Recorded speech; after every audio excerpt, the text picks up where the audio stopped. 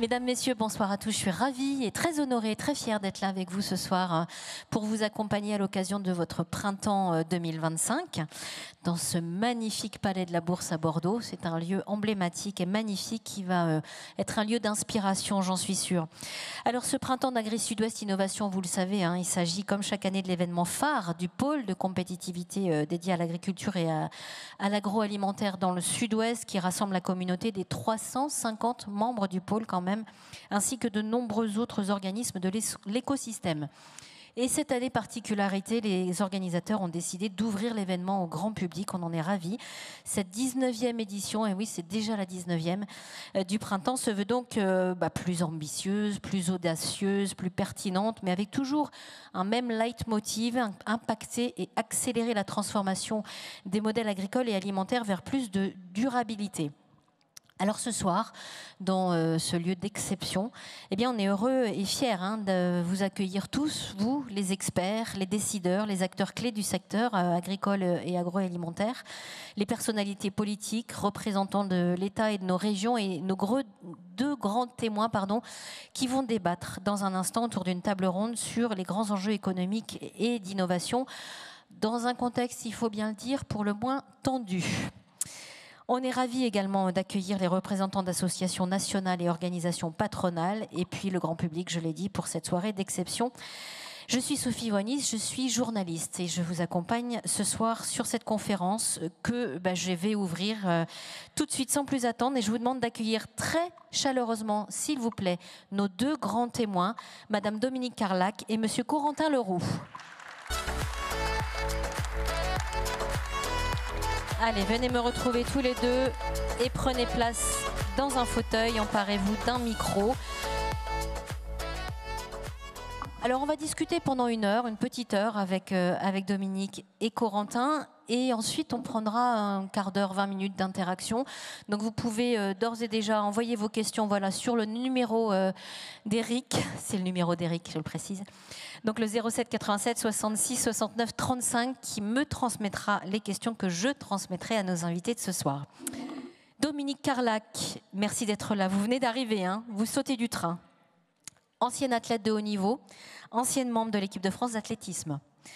Présidente fondatrice du cabinet de conseil des consultants, chroniqueuse économique BFM Business, on vous connaît par cette voie-là beaucoup, membre du conseil exécutif du MEDEF, fondatrice du réseau Femmes du MEDEF. Vous allez nous donner dans quelques instants votre lecture et vos préconisations, je vais y arriver, du rapport Draghi. On va revenir sur le rapport Draghi et de la capacité européenne à mettre en place une révolution sans doute nécessaire.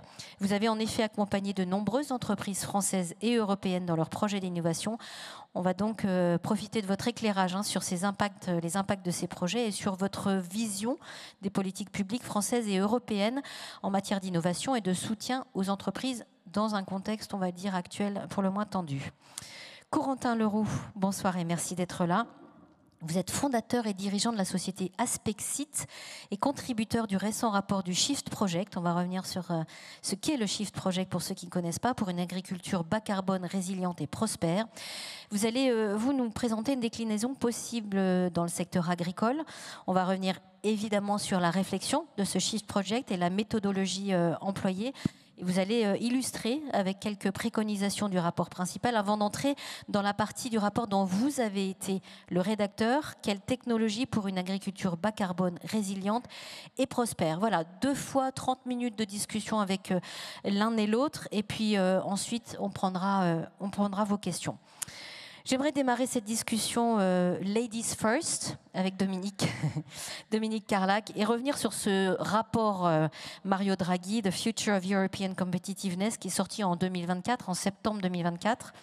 Alors pour rappel, pour ceux qui auraient passé septembre 2024 dans un sous-marin, le rapport, Mario Draghi, ancien président de la Banque Centrale Européenne, faisait état du décrochage économique européen dans son rapport, du fait du ralentissement de la croissance dans l'Union européenne depuis les années 2000, depuis un petit peu plus de 20 ans.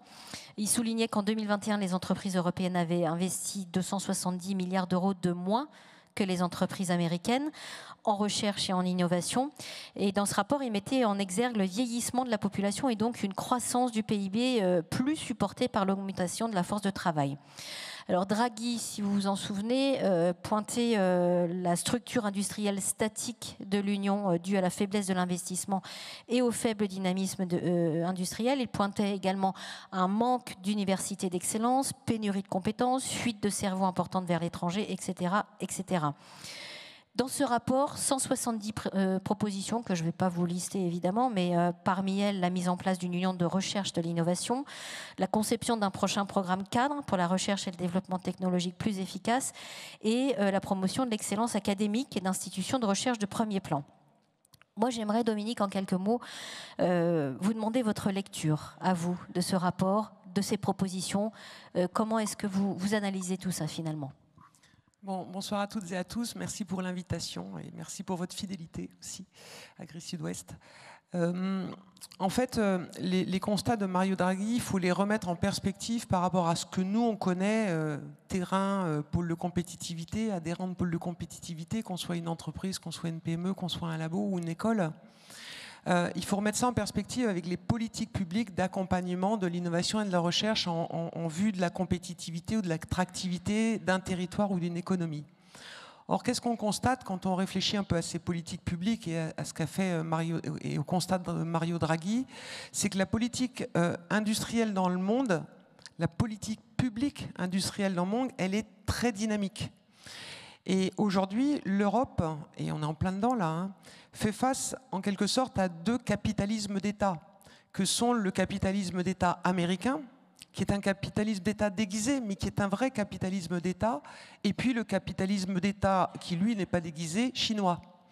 Et le capitalisme d'État américain, il se matérialise par, pour les plus anciens, Kennedy qui, dans les années 60, dit « un homme sur la Lune », et il emmène avec ce slogan tout un système de recherche, tout un système industriel pour que véritablement les États-Unis soient les premiers à envoyer un homme sur la Lune. Quand Joe Biden, juste avant l'arrivée du président Trump II, dit « moi je fais l'IRA, l'Inflation Reduction Act », c'est exactement la même démarche, c'est-à-dire qu'il met massivement de l'argent pour que la compétitivité par l'innovation industrielle soit le moteur du développement américain. Et donc, ce qu'on n'a pas pris en compte, et les Chinois font pareil, hein, ils mettent des moyens colossaux, ils sont capables de mettre 1000 chercheurs dans un institut pour rattraper par la technologie la compétitivité de leur pays. Et pendant ce temps-là, le principe, donc ils imposent au monde leur principe d'innovation. Et pendant ce temps-là, nous avons patiné sur un fondement et une théorie tout à fait différente du principe d'innovation qui a été le principe de précaution. Et c'est facile à illustrer en France parce que tous les pays n'ont pas eu le sang contaminé ou la vache folle. Et à partir du moment où il y a eu ça, ça a été très compliqué d'imposer le principe d'innovation sur le principe de précaution, notamment dans les industries de santé. Et donc Draghi a raison de tirer la sonnette d'alarme, parce que, vu les montants colossaux qui sont investis par ces deux capitalismes d'État, eh bien on se rend compte que, on n'est pas dans le même dimensionnement au niveau européen, et au niveau des États membres européens, mais ne serait-ce qu'au niveau européen. Et deux, on n'est pas dans le même logiciel qui est de se dire, quoi qu'il arrive, et surtout dans un cycle d'accélération de l'innovation, il faut être les premiers à pouvoir sortir des innovations. Donc voilà pourquoi Draghi a raison. Alors, des consultants a accompagné de nombreux projets d'innovation français et européens, hein, je l'ai dit. Quel est votre recul aujourd'hui sur leurs impacts ? Alors, nous, effectivement, moi, quand j'ai monté l'entreprise il y a 35 ans, pourquoi je l'ai montée en fait? Parce que j'étais passionné d'innovation et j'avais cette conviction que c'était l'innovation qui nous empêcherait un jour d'être uniquement les consommateurs de produits faits par des procédés imaginés ailleurs, et que c'est seulement si on avait la maîtrise de l'innovation qu'on avait la maîtrise de l'offre et donc des produits. Et donc on n'allait pas devenir un pays que de consommateurs. Donc je me suis lancé dans l'accompagnement de ces politiques publiques d'innovation à destination des entreprises et des acteurs académiques. Et qu'est-ce que j'ai observé depuis 35 ans? C'est que dans les années 90, Les politiques publiques d'innovation, elles étaient très centrées sur le rattrapage technologique. On avait une obsession qui était le Japon, le toyotisme, le japonisme. Bref, le Japon avait une avance considérable et nous, nos entreprises et singulièrement les PME, on était en retard. Donc, les politiques publiques, elles étaient là pour dire « je te finance si tu m'amènes quelque chose de plus par rapport à l'état de l'art ». Donc, on a financé, à l'époque, c'était l'ANVAR, on a financé ça. Et puis, dans les années 2000, on s'est rendu compte d'une chose, c'est qu'on avait beau financer un rattrapage technologique, c'est pas pour autant qu'on avait un impact sur l'économie, parce qu'on faisait face à un chômage de masse, et qui était endémique en Europe, mais en particulier en France. Donc le financeur public, il a décidé de se dire « Ok, je finance si j'ai une amélioration par rapport à l'état de l'art, mais aussi si ça crée une valeur économique, si j'ai des retombées économiques qui se matérialisaient par deux choses. Un, la création d'emplois, ou en tout cas leur sauvegarde. S'il n'y avait pas de création nette, en tout cas on évitait d'en détruire. Deux, l'export. C'est-à-dire en quoi je financerai votre projet si, un, il n'améliore pas l'état de l'art, pour ne pas repartir en arrière. Deux, il ne crée pas de valeur économique. Et puis dans les années 2010, le logiciel du financeur public s'est enrichi d'une troisième dimension qui est « Ok, on ne perd pas le terrain par rapport à la techno, on crée de la valeur économique, mais il ne faudrait pas pour autant détruire la planète. » Et donc là est venue dans le logiciel de l'acteur public une notion qui est « je veux bien financer, mais il faut au passage que ça ne détruise pas la planète et donc que ça soit durable ». Et c'est vrai que nous avons accompagné les projets sur lesquels on pouvait défendre cette argumentation que oui, il y avait un rattrapage technologique ou une avance technologique, oui, on crée de la valeur économique, mais non, on ne détruisait pas la planète. Et puis arrivent les années 2020 matérialisées par on a tous eu peur de crever parce qu'il y a eu le Covid, et donc il y a eu cet enjeu de souveraineté qui est apparu parce qu'on s'est rendu compte que si on n'avait pas de Doliprane à filer à nos anciens ou à nos petits hauts, eh bien, on était drôlement dépendant du grand monde et de la mondialisation supposément heureuse. Et donc, il a fallu repenser les politiques publiques en disant, cette fois-ci, j'empilerai toujours les 3 premiers étages, je ne détruirai pas la planète, je créerai de la valeur économique et j'avancerai technologiquement. Mais en plus, j'aurai des considérations de souveraineté pour se dire, est-ce que j'ai quand même une certaine forme, non pas d'indépendance, mais en tout cas, à minima, d'autonomie sur certaines filières pour pouvoir nourrir, soigner, chauffer, loger, transporter les citoyens. Et puis arrive la guerre en Ukraine. Et derrière l'empilement de la crise énergétique et de la crise des matières premières, et on rajoute un dernier étage qui est la sécurité. Et donc aujourd'hui, quand vous raisonnez sur un projet à échelle d'une PME avec un labo ou d'une PME toute seule ou d'un grand groupe, etc., il faut toujours avoir en tête que ce logiciel de l'accompagnement public, il empile ces différentes couches et que pour pouvoir avoir du succès dans son entreprise et dans son accompagnement et dans le partenariat qu'on a avec l'acteur public, il faut toujours avoir ce logiciel dans la tête. Et nous, c'est ce qu'on essaye de faire. Et c'est pour ça qu'on a à la fois des chercheurs dans nos équipes qui comprennent la science, mais aussi des Sciences Po qui comprennent ce que c'est qu'une politique publique qui, à partir des projets qui émergent du terrain, doivent avoir un impact macro sur toutes ces considérations. Votre regard alors sur les politiques publiques françaises et européennes actuelles en matière d'innovation, comment finalement engager davantage l'industrie ? Alors, ça va dans les deux sens. Hein. L'industrie est déjà quand même très engagée. Hein. Aujourd'hui, quand vous financez un projet par une aide publique, on va aller sur des taux d'aide qui vont être je parle des dispositifs français au niveau européen, c'est parfois plus généreux, mais on va aller sur des aides à 25%, 30%, 35%, 40%. On va peut-être parfois s'emballer à 50%, je parle des entreprises. Hein. Et donc ça veut dire que les entreprises, elles font déjà beaucoup. C'est un co-investissement, on ne fait pas de cadeaux aux entreprises quand on aide les entreprises. Donc le regard, il est que ça va aller de pair, que les deux mondes se comprennent, que le monde industriel et que le monde des politiques publiques se comprennent. Parce que si le challenge, c'est véritablement de se dire on va réindustrialiser notre pays, il y a plusieurs points de passage sur lesquels il faut qu'on s'accorde.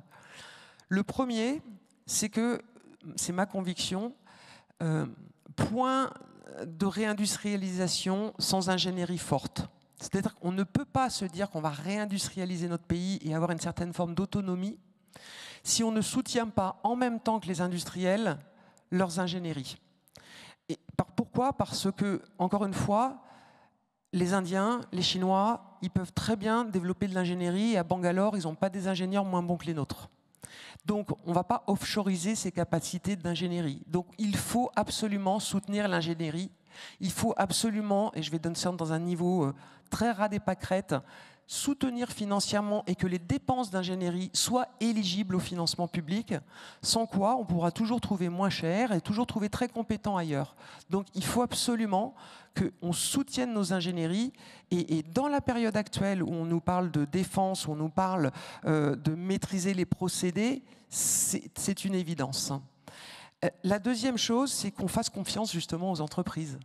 Les entreprises ne viennent pas quémander, ne viennent pas faire, et on ne donne pas des cadeaux aux entreprises. Et donc, il faut faire confiance aux entreprises. En ce moment, qu'est-ce qui se passe là dans l'écosystème politique depuis 1 an ?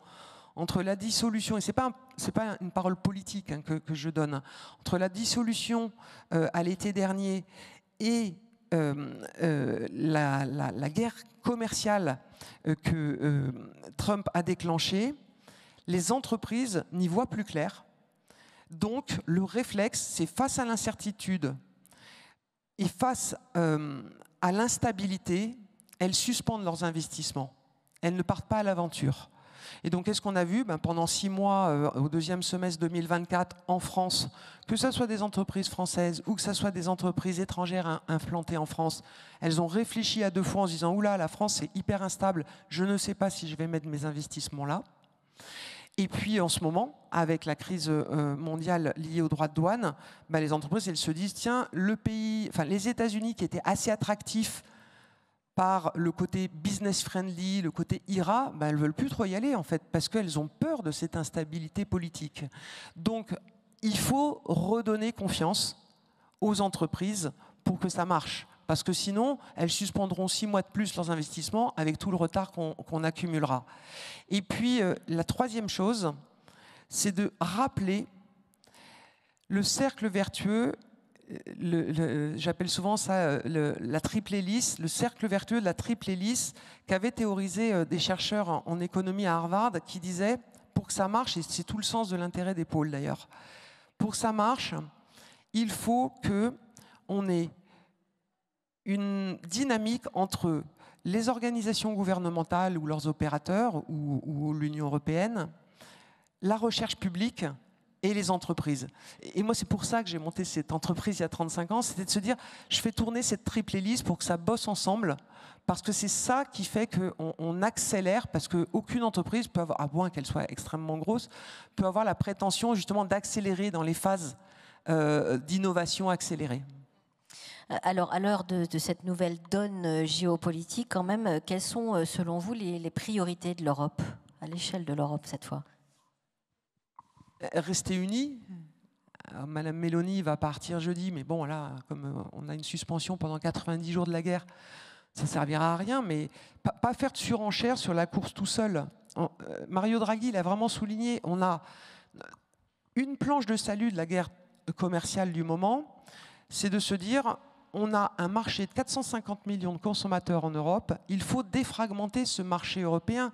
Or, quand on cumule les barrières qui sont non douanières, qui sont non tarifaires, qu'on a entre les États membres au sein de l'Union européenne, on se rend compte que si on convertit ça en équivalent droit de douane, ça fait 45% pour les biens manufacturiers et 110% pour les services. C'est dingo. On a une Europe qui est encore industrielle, donc qui a encore une capacité de production et de conception de la production. On a 450 millions de consommateurs. Certes, les États-Unis, c'est notre premier client à l'export, mais on a avant tout un marché. Donc c'est ça qu'il faut dire à l'Europe. On avance. Alors évidemment, il y a des pays plus industriels que d'autres, dont la France et l'Allemagne, qui ont montré les dents un peu plus fort que Madame Meloni, pourtant qui est le 3e pays industriel en Europe. Donc c'est être unis. Parce qu'on voit qu'en ce moment, finalement, en y allant par petites touches et de manière assez unie, peut-être on peut faire plier les choses. Mais alors, comment garder une souveraineté dans les domaines stratégiques tout en gardant ce dont vous parliez tout à l'heure, hein, préserver la planète, la transition, le cap de la transition environnementale? C'est vrai qu'il faut choisir ses combats. Et il y a un certain nombre de filières stratégiques qui correspondent à chaque époque, ces combats stratégiques. Hein. Ce que je vais dire là, il correspond à la situation en 2025. Ce n'était pas forcément la situation en 1991, quand j'ai monté mon entreprise. À chaque époque, ces combats stratégiques et de politique publique. C'est vrai qu'en ce moment, il y a un gros tropisme sur la défense, mais on ne va pas réindustrialiser qu'avec l'industrie de défense. Il y a quand même la bataille de l'énergie qui est en jeu, parce que quand l'énergie elle est 3 fois moins chère aux États-Unis et qu'on a quand même, nous, la chance d'avoir une énergie à profusion, pilotable et décarbonée, n'oublions pas qu'il y a des enjeux stratégiques sur ces secteurs-là également. Une dernière question avant de donner la parole à Corentin, et on a déjà beaucoup de questions pour vous qui nous arrivent de la salle. Cher Dominique, pour ramener le débat à la question du pôle Agri-Sud-Ouest, comment notre secteur agriculture et agrivoltaïsme et agroalimentaire, agriculture et agroalimentaire, peut-il agir plus vite et plus fort dans ce contexte? C'est déjà de maintenir les pôles et de défendre haut et fort l'existence des pôles. Parce que l'idée de génie des pôles, à l'origine, c'est de mailler 2 raisonnements. C'est de dire, on maille un raisonnement de développement économique et d'accompagnement au développement économique par la technologie, par l'innovation. Mais ça, on peut le faire nationalement, on peut le faire à échelle de l'Europe. Le coup de génie des pôles de compétitivité, c'est de mailler un raisonnement territorial, d'aménagement du territoire.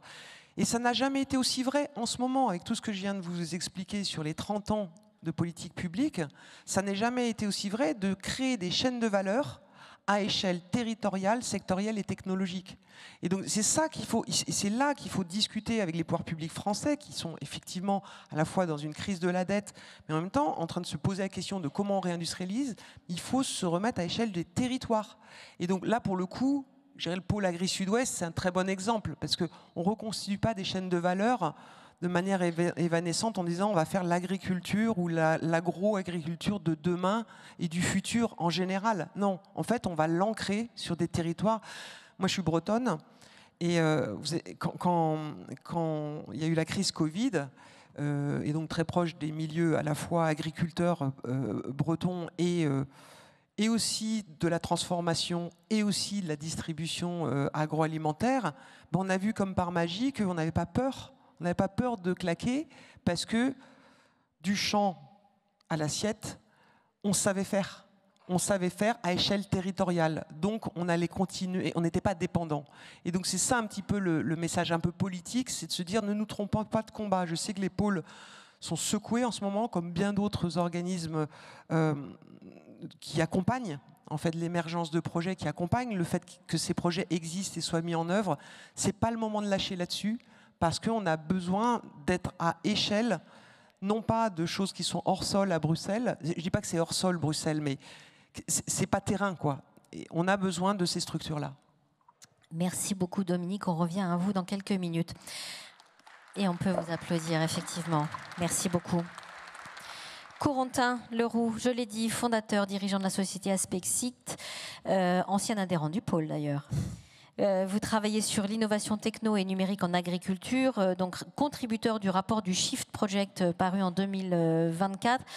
Pour ceux qui ne connaîtraient pas le Shift Project, dites-nous un petit peu ce que c'est, quelle est sa vocation, ambition, etc. Bonjour à tous, merci de l'invitation. Donc le Shift Project, c'est une association d'intérêt général. Vous connaissez peut-être son président, Jean-Marc Jancovici, pour son franc-parler, son humour noir. C'est une association avec des salariés qui a pour objectif d'éclairer et d'influencer le débat sur la transition énergétique. Donc nous, ce sur quoi on travaille, c'est principalement sortir des énergies fossiles, décarboner les activités économiques, travailler sur l'atténuation et l'adaptation des règlements climatiques. Et on est accompagné par une autre association de bénévoles, les shifters. Peut-être qu'il y en a dans la salle. Je ne sais pas s'il y en a qui veulent faire coucou ou pas. Y a-t-il des shifters dans la salle? Non. Non, pas. Ou alors ils se cachent. Enchanté. Et voilà, donc plus de 30 000 bénévoles aussi qui sont là pour accompagner les activités du Shift Project. Et vous avez plus spécifiquement rédigé la partie sur les technologies et l'innovation, c'est bien ça? Oui, alors effectivement, sur l'année dernière, on a sorti plusieurs rapports sur l'agriculture. Le Shift Project a travaillé depuis une quinzaine d'années sur énormément de secteurs économiques. On s'est fait connaître en 2021 surtout par la sortie d'un plan de transformation de l'économie française qui essaie d'expliquer comment est-ce qu'on décarbone 80% de l'économie à horizon 2050. Et depuis 1 an et demi, on a travaillé sur les sujets agriculture. Effectivement, on a sorti 4 rapports, donc un rapport agriculture principal, un rapport sur les technologies agricoles, la place de l'innovation technologique, un rapport sur l'emploi et la formation, à la fois les formations des agricultrices et des agriculteurs, mais aussi tout l'écosystème environnant, et une grande consultation qui est un rapport derrière lequel on se protège un petit peu. Plus de quasiment 8000 répondants, agricultrices et agriculteurs, qui ont répondu à notre enquête, donc on est assez content de ça.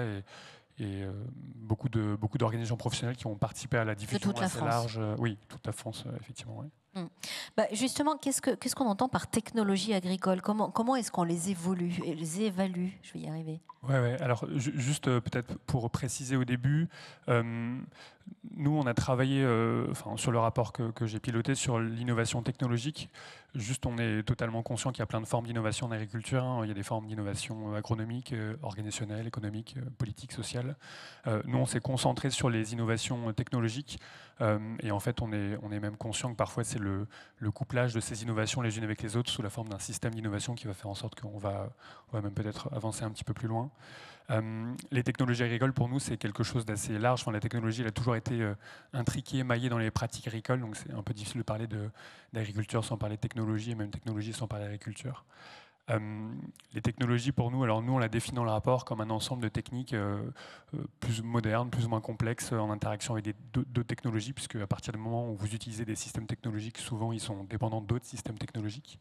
Mais pour donner quelques exemples, on a maillé de façon assez large. On a proposé des panoramas dans le rapport. On a proposé des panoramas autour des outils numériques et des solutions autonomes. Par exemple, il y a des exemples au sein du pôle Agri-Sud-Ouest Innovation. C'est des systèmes de mesure, des capteurs, des outils d'aide à la décision, par exemple pour piloter des décisions stratégiques sur l'irrigation. C'est des robots, c'est de la sélection et c'est des nouvelles technologies génomiques pour venir découvrir, trouver par exemple des races thermotolérantes pour accompagner le dérèglement climatique. C'est de la biostimulation pour enrichir les sols et les plantes.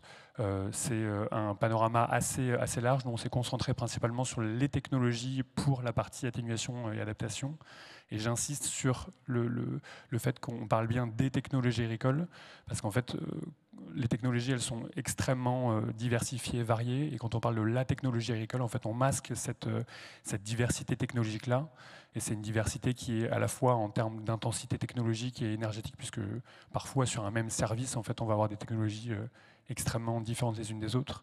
Les technologies, elles vont peut-être demander des compétences et de la formation différentes en fonction de celles qu'on va utiliser. Et c'est vrai que c'est difficile de comparer, par exemple, je donne souvent l'exemple d'un robot de pulvérisation, par exemple, et d'un petit capteur de température. C'est difficile de comparer ces technologies-là. Et justement, comment est-ce qu'on les évalue? Comment est-ce qu'on évalue leur intérêt? Oui.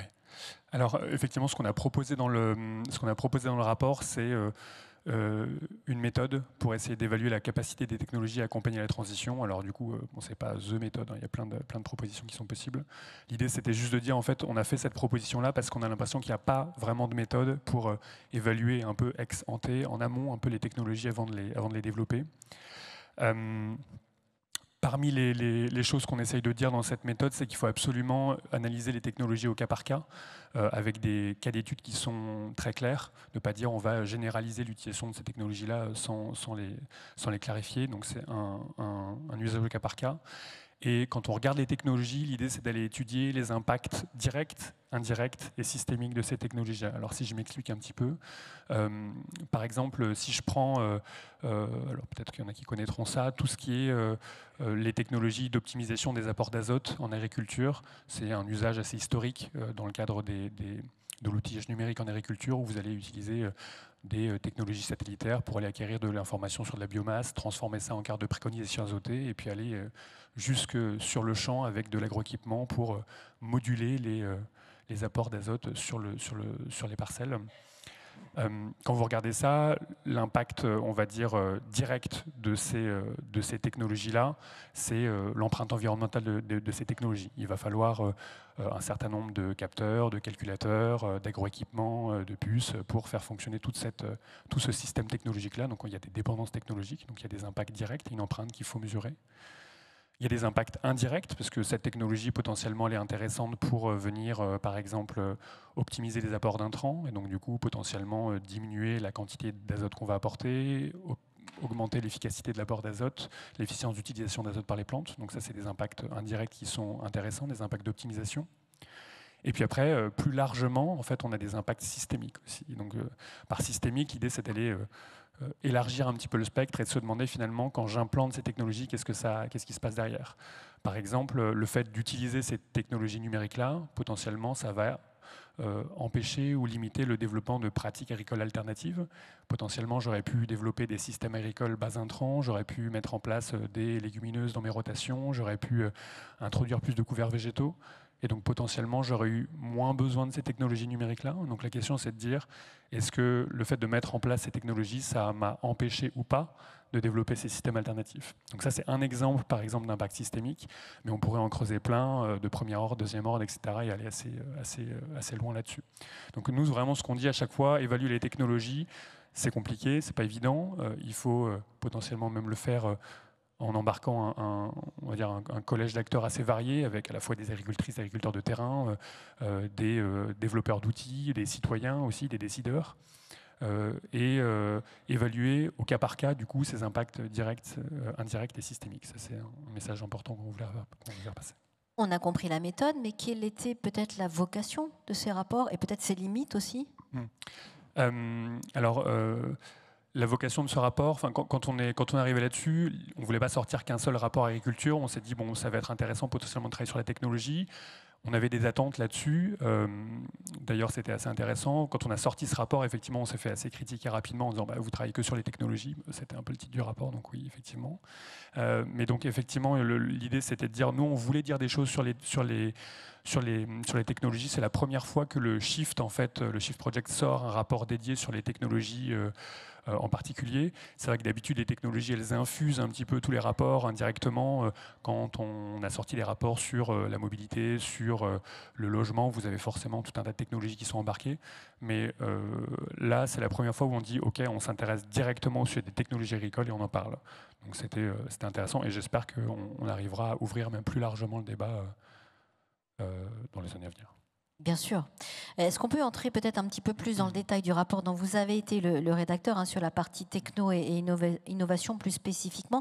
Qu'est-ce qu'il faut en retenir finalement? Que faut-il en retenir? Qu'est-ce que vous préconisez? Ouais, donc déjà, effectivement, en plus de ce que j'ai dit tout à l'heure, c'est-à-dire de bien réfléchir au cas d'usage, aux impacts directs, indirects et systémiques, on met en avant un certain nombre de choses. Alors déjà, au niveau du Shift Project, on n'est pas designer de politique publique, ça c'est clair. Par contre, parmi les messages qu'on fait passer, on essaye d'avoir quand même une lecture assez physique de la chose. C'est-à-dire que nous, on met des lunettes physiques et on essaye de regarder des choses qui se comptent. Donc on regarde des kilomètres parcourus, des tonnes transportées, on regarde des quantités d'emplois, donc on ne regarde pas trop des sujets économiques. Et du coup, là-dessus, quand on met un peu ces lunettes physiques-là, l'idée c'est de dire, au niveau de ces technologies-là, potentiellement, alors tu en parlais un peu Dominique tout à l'heure, quand même adopter des principes de précaution et développer une culture du risque un petit peu. Alors tu critiquais un petit peu cette lecture du risque-là. Malgré tout, quand on va développer des technologies, on a un certain nombre d'obstacles potentiellement auxquels il faut se préparer. Des obstacles, par exemple, infrastructurels. Potentiellement, est-ce qu'il y a de l'architecture, infrastructure réseau qui sont en place pour mettre en place ces technos? Ça va être des obstacles énergétiques. Est-ce que j'ai à disposition les ressources énergétiques pour faire fonctionner mes technologies? Des obstacles sociaux, organisationnels. Est-ce que j'ai les gens qui sont formés, compétents pour travailler sur ces sujets-là, culturels, éthiques? On peut aller très loin. On essaye de dire que les technologies, il faudrait qu'elles soutiennent tous les systèmes agricoles qu'on veut voir advenir. C'est que pour l'instant, on a l'impression que les technologies agricoles, de manière générale, elles soutiennent plutôt certaines filières, peut-être un petit peu plus capitalistiques, un peu rentables. L'idée, c'est de dire, est-ce qu'on peut mettre en place des technologies qui viennent embarquer l'ensemble des systèmes agricoles pour avoir du coup un système agricole diversifié, c'est-à-dire des systèmes polyculture-élevage, des systèmes bas intrants, des systèmes en agriculture biologique complexes. Est-ce qu'on peut développer des systèmes technologiques qui viennent accompagner tous ces systèmes agricoles-là et pas seulement certains en particulier? On a abordé la question de la souveraineté technologique avec Oui. Dominique. Moi, je voudrais avoir votre avis, votre lecture sur cette question de la souveraineté technologique. Oui, ok. Vous n'avez pas 4 heures. Non, je vais essayer. Juste déjà, effectivement, sur la souveraineté, peut-être une chose à rappeler, Dominique en a touché quelques mots. Pour moi, la souveraineté, c'est déjà être en capacité de choisir ses dépendances. Donc, c'est c'est savoir de qui je dépends et qui dépend de moi un petit peu indirectement. Donc, c'est pas être complètement indépendant. La souveraineté technologique, par exemple, tout dépend à quelle échelle on la travaille, mais par exemple à l'échelle d'un agriculteur ou d'une agricultrice, ça va être en mesure de ne pas rentrer dans un système verrouillé technologique, c'est-à-dire à partir du moment où j'entre dans une trajectoire technologique, est-ce que je peux en sortir facilement ou pas ? Quand on parle de données, ça va être est-ce que je suis capable d'extraire, récupérer mes données facilement, de savoir à qui je les partage, de consentir à qui je les partage et qui les échange. Sur du matériel, de l'équipement, ça va être de dire est-ce que je suis en mesure de maîtriser, mettre à jour, entretenir, adapter mon matériel aussi sans être dépendant d'un concessionnaire. Donc ça, c'est la souveraineté technologique au niveau agriculteur. Et je voulais réagir un petit peu par rapport à ce que disait Dominique aussi sur le lien entre souveraineté technologique et un peu de souveraineté énergétique. Alors, j'ai pas lu complètement le rapport Draghi, donc je vais le synthétiser un petit peu, mais moi, ce que j'entends derrière, c'est quand même, par exemple, si on veut réintroduire, par exemple, des industries numériques en France ou en Europe, on va vouloir donc développer un certain nombre de technologies, et ces technologies, par exemple, quand on parle de numérique, d'intelligence artificielle, de modèles de langage, parce que c'est sur quoi je travaille un petit peu dans mon boulot quotidien, on va avoir besoin potentiellement de beaucoup d'énergie pour les faire fonctionner. Et donc ça pose question. Le numérique, c'est un accélérateur des usages. L'intelligence artificielle, ça vient rajouter une nouvelle brique là-dedans. Et l'idée, c'est de dire, j'ai énormément de besoins énergétiques, enfin de besoins surtout électriques pour développer ces technologies-là. Par exemple, c'est pour ça qu'on voit certains pays qui commencent à redévelopper des centrales à charbon, des centrales à gaz, même des petites unités nucléaires pour justement simplement les data centers et les supercalculateurs. On a des groupes électrogènes qui sont installés quand il n'y a pas assez de mise à disposition de systèmes électriques pour faire fonctionner les data centers. Et donc l'idée, c'est de dire, en fait, tout le monde va avoir envie d'électrifier les usages pour engager des trajectoires de décarbonation. Et donc du coup, si on fait ça, si on développe massivement, par exemple, des technologies numériques pour rattraper, par exemple, les Américains, la question, c'est de se dire, est-ce qu'on aura assez d'électricité pour le faire? Si on doit faire de l'allocation entre différents besoins d'électrification, dans la mobilité, dans le chauffage des logements, par exemple, est-ce que du coup, je choisis ou pas de donner cette électricité à l'IA et au modèle de langage ou à la mobilité et au chauffage. Donc en fait, l'idée juste derrière pour finir, c'est un peu de dire, finalement, souveraineté technologique, certes, mais du coup, si je n'ai pas cette lunette physique, ces contraintes physiques-là, potentiellement, je ne suis plus souverain énergétiquement et ça pose quand même des questions. Dominique, je voudrais vous faire réagir sur les propos de Corentin. Oui, ils s'emboîtent, nos propos, ils peuvent s'emboîter. Quand j'ai levé la main en disant est-ce que il y a des shifters, en fait, moi j'avais apporté une contribution au titre de ma profession, des conseillers en innovation, parce que j'ai présidé cette profession. Et l'idée c'était quoi? C'était de se dire, n'oublie, et bien sûr que le logiciel c'est la physique et les limites qu'on peut trouver, mais nous ce qu'on voulait apporter c'est le fait qu'on peut combiner écologie et économie.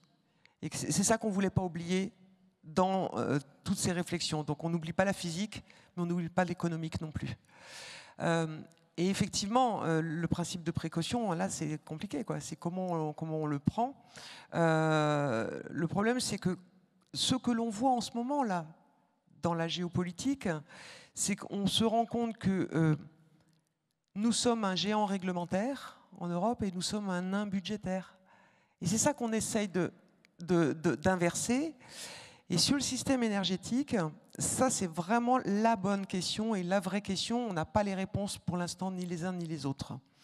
Quand on rétropédale sur l'histoire des révolutions industrielles, à chaque fois qu'il y a eu une révolution industrielle, qui a été synonyme de création de richesses et de multiplication des usages de biens et de services, hein, parce qu'au Moyen-Âge, tout le monde n'avait pas le droit à tout. À chaque fois qu'il y a eu une révolution industrielle, malgré tout, avec l'innovation, ça a permis aussi une certaine forme de progrès en élargissant les gens qui pouvaient bénéficier de ces progrès. Quand au XVIIIe siècle, on substitue la force des bœufs ou des bras par la machine à vapeur ou par une nouvelle énergie, on produit plus de biens et on donne accès à plus de biens. Et chaque révolution industrielle, qui est la révolution d'un système de production grâce à de la technologie, elle est toujours précédée par un changement énergétique.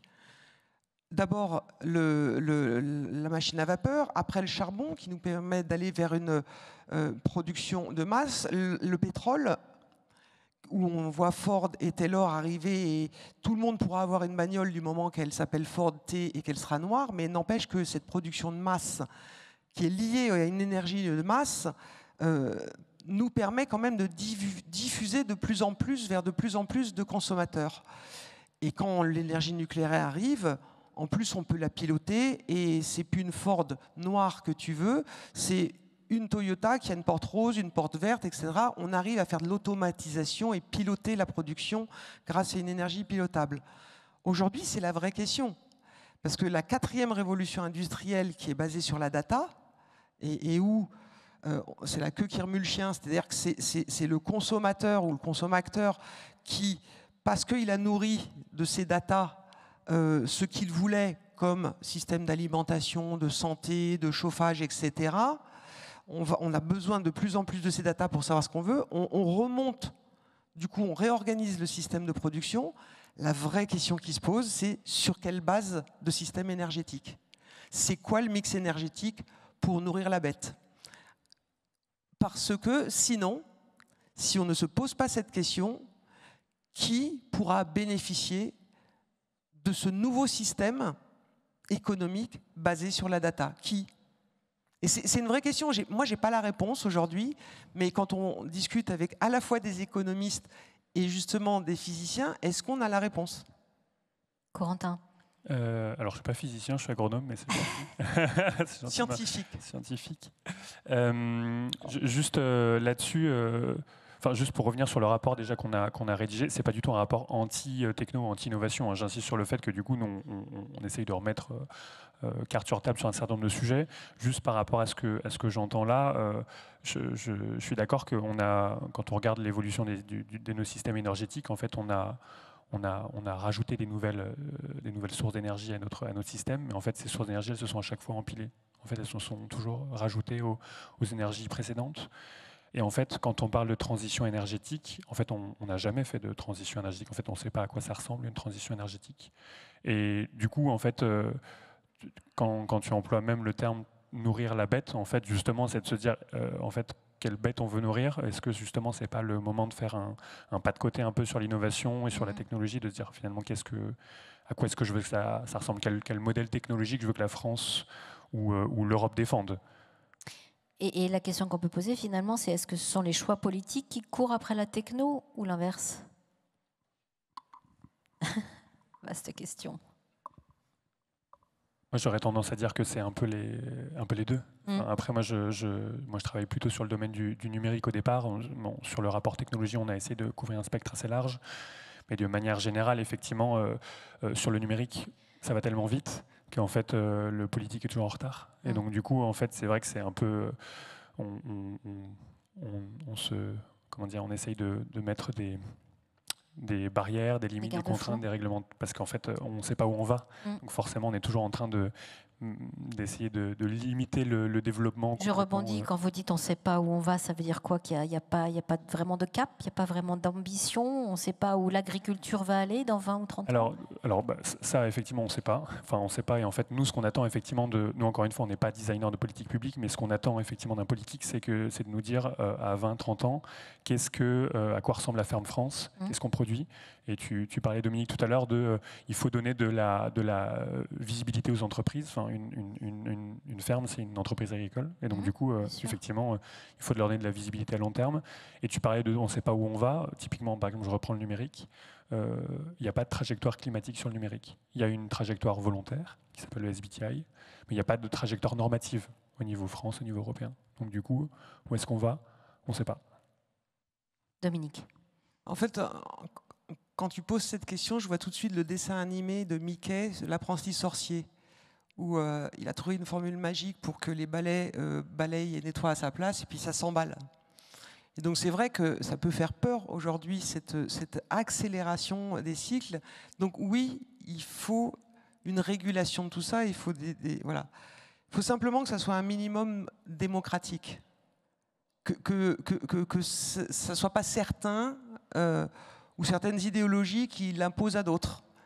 Et voilà, ça. Donc du coup, ça invite, c'est un peu de la théorie ce que je dis là, mais ça invite à ne pas être dogmatique. Il faut quand même toujours se dire, moi il y a un truc qui me surprend toujours, c'est quand on dit qu'il faut, il faut faire plus justement respectueux de l'environnement, voilà, et plus vert ou plus bio ou beaucoup de choses respectueux, voilà, on va dire.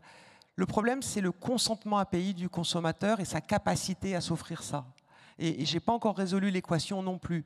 Le consentement à payer, que ce soit des entreprises ou des consommateurs, à faire mieux, ben, il n'est pas encore là.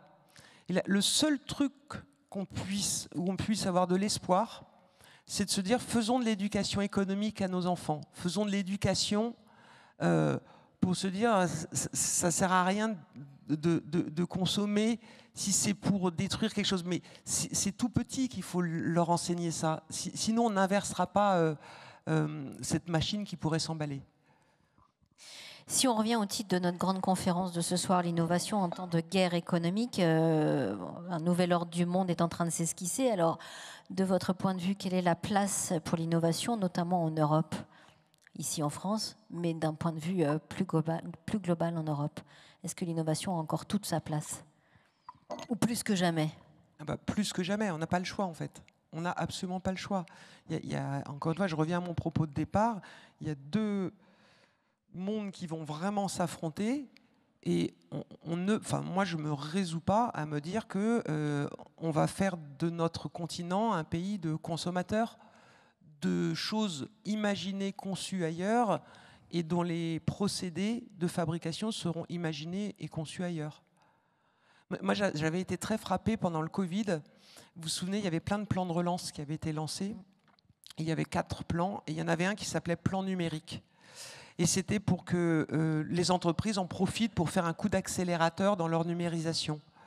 Et je discutais avec un monsieur de la DGE, en fait le DGE, Thomas Courbe, qui me disait on est un peu désappointé parce qu'on se rend compte que ça a été une formidable machine à consommer des procédés de la zone alémanique. 85%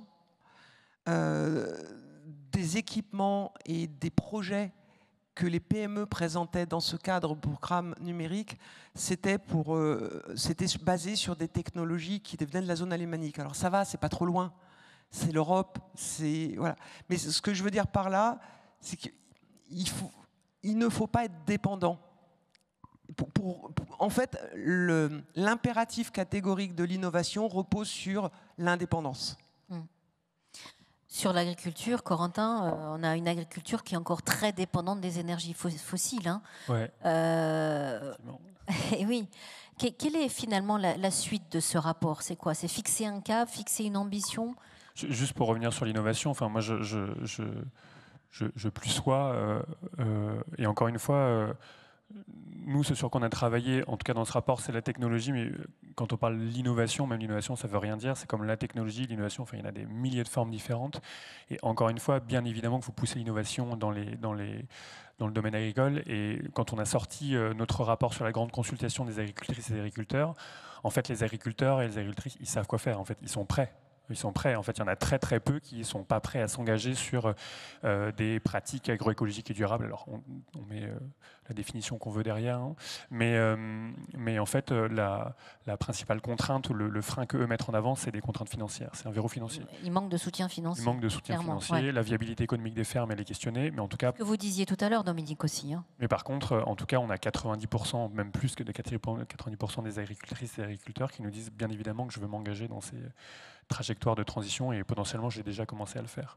Donc là-dessus, ça c'est clair. Pour répondre à la suite de ta question, on a travaillé sur l'agriculture, donc on a principalement travaillé sur l'offre, on a très peu travaillé sur la demande, et donc ça va arriver après. On a un travail qui va arriver à partir de, je pense, juin-juillet, qui va commencer sur l'agroalimentaire. Donc la chaîne aval, hein, on ne sait pas encore exactement comment est-ce qu'on va se positionner. Industrie agroalimentaire, logistique, en distribution, restauration. Ce qui est sûr, par contre, c'est qu'en fait, on n'est pas là pour définir le contrat social entre l'agriculteur et le consommateur. Ça, en fait, encore une fois, nous, c'est pas notre rôle. Nous, notre rôle, c'est de définir un cadre de contraintes physiques. Et ça, on l'a fait dans le rapport agriculture et on va le refaire dans le rapport agroalimentaire, puisque de la même manière que les fermes sont complètement dépendantes des énergies fossiles, tu l'as dit, elles sont vulnérables. Donc, du coup, c'est pour ça qu'il faut voir sur le long terme.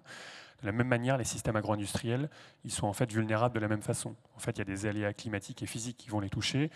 Ils ont besoin de diversifier leurs approvisionnements. De toute façon, ces sujets-là, ils vont être, ces sujets de vulnérabilité et de dépendance, ils vont être questionnés à ce moment-là aussi. Je vais me faire un peu l'avocat du diable, mais finalement, est-ce que c'est pas un mal culturel hein, chez nous, ou plus largement en Europe? On rédige des rapports, on mène des études, et on est moins dans l'action, quoi. Je secoue un peu le... En tout cas, nous, c'est sûr que... Moi, j'avoue... Non, mais vous le dites, les agriculteurs, ils sont prêts. Voilà, ils sont prêts à bouger, mais ils ont quand même besoin d'un soutien financier. Ça ne peut pas se faire comme ça. C'est énorme ce qu'on leur demande. C'est sûr que, moi, j'avoue, quand je vais présenter le rapport, parfois, je me fais un peu tacler en mode, en fait, vous êtes encore en train de nous faire un nouveau rapport, vous ne dites pas quoi faire, etc. En fait, nous, on arrive en disant, en fait, nous, on a fixé encore une fois un cadre de contraintes physiques. Et maintenant, c'est aux acteurs locaux de s'emparer de ces sujets-là. C'est aux chambres d'agriculture, c'est aux coopératives, c'est à tous les acteurs agricoles de terrain de se bouger, quoi. Nous, en fait, on est juste là pour dire, voilà, va y avoir des problèmes. Sur les sujets agricoles, il y a des allocations de biomasse qu'il va falloir effectivement discuter, concerter. Et ça, c'est pas à nous de le faire, quoi. Dominique. Est-ce que, voilà, ce que je disais, c'est qu'est-ce que c'est pas un mal culturel? On rédige des rapports, on mène des études, mais finalement, on est moins dans l'action. Si on prend l'exemple des agriculteurs, ils sont prêts à bouger, ils sont prêts à y aller, mais ils ont besoin de ce soutien financier. J'ai pas le sentiment que nous, les entreprises, nous ne soyons pas dans l'action. On se bouge vraiment, quoi. C'est l'essence même de l'entrepreneur. Donc, j'ai pas le sentiment qu'on soit en retard. J'ai pas le sentiment non plus que il faille céder au désespoir. On a une chance, en fait, en France, d'avoir une recherche académique, publique, extrêmement dense, extrêmement riche. Et on a également la chance d'avoir une culture industrielle. On reste un grand pays qui sont les descendants des charbonnages de France, qui sont les descendants... On reste un pays industriel. Donc, on peut voir le verre à moitié vide ou à moitié plein. Moi, je le vois plutôt à moitié plein de cette extrême densité. Puis en plus, avec la crise du moment, toute la migration, le flux migratoire des chercheurs qui partaient de chez nous pour aller outre-Atlantique, il est possible qu'ils reviennent au galop. Et ça, c'est le message. C'est nous, les entreprises, on doit les accueillir, on doit les récupérer parce qu'on a cette chance d'avoir une science de très haut niveau, très dense, et d'avoir cette culture industrielle. Et on reste un pays industriel. Donc, moi, je vois plutôt une opportunité en ce moment. Allez, on va passer aux questions parce qu'elles sont nombreuses et merci beaucoup de nous avoir adressé et continuez à le faire sur le numéro de téléphone qui s'est affiché vos questions. Première question à Dominique. L'innovation naît aussi de la contrainte. À ce titre, le principe de précaution et plus largement la régulation ne sont-ils pas aussi générateurs d'innovation? Certainement. Certainement, oui. Mais quand je compare le délai de mise sur le marché d'un dispositif médical innovant en France et en Allemagne, et qu'en Allemagne, il faut 18 mois, et qu'en France, il faut 36 mois, je n'ai pas le sentiment que pour autant les Allemands soient des apprentis sorciers à mettre sur le marché des dispositifs médicaux qui vont tuer nos enfants ou nos parents. Donc, oui, bien sûr, je n'ai pas dit qu'il fallait être des apprentis sorciers et qu'à peine on avait sorti du labo une innovation, il fallait empoisonner ou tuer les gens avec. Simplement, il faut raisonner à un moment donné que quand je parle de ce marché parce que je le connais bien, le marché du dispositif médical, 50% du marché est aux États-Unis. Et une boîte de dispositifs médicaux qui innove aujourd'hui et qui est implantée sur le territoire national, elle commercialise ces dispositifs médicaux innovants d'abord aux États-Unis et ensuite en France. Est-ce que c'est un service rendu aux patients? Je ne suis pas sûre. Dominique, toujours, est-ce qu'on n'a pas été trop généreux avec le CIR ou le CICE? Alors, oui, c'est l'éternel chiffon rouge, le CIR. On peut raisonner, pour répondre à cette question, on peut se souvenir de deux choses. Comme j'ai vraiment une surface d'observation en tant que consultante, on a des confrères qui font que ça. Et je vois comment ce modèle du crédit impôt recherche s'est exporté à l'étranger. Il ne faut jamais oublier qu'en France, on est détenteur d'une première place sur le podium qui sont les prélèvements obligatoires des entreprises. On est les champions du monde. Et ce n'est pas militant ou politique ce que je dis là. C'est qu'un instrument comme le crédit impôt recherche, il a pour objectif de baisser ce niveau de prélèvement pour redonner du souffle, pour pouvoir avoir cette capacité d'innover. Encore une fois, ce n'est pas pour faire des cadeaux aux entreprises, c'est pour se dire j'ai un niveau de prélèvement et si je vais être en capacité d'être à peu près au même niveau de capacité d'investissement dans l'innovation, je diminue cette ponction dès lors que j'alloue des ressources à l'innovation et à la recherche.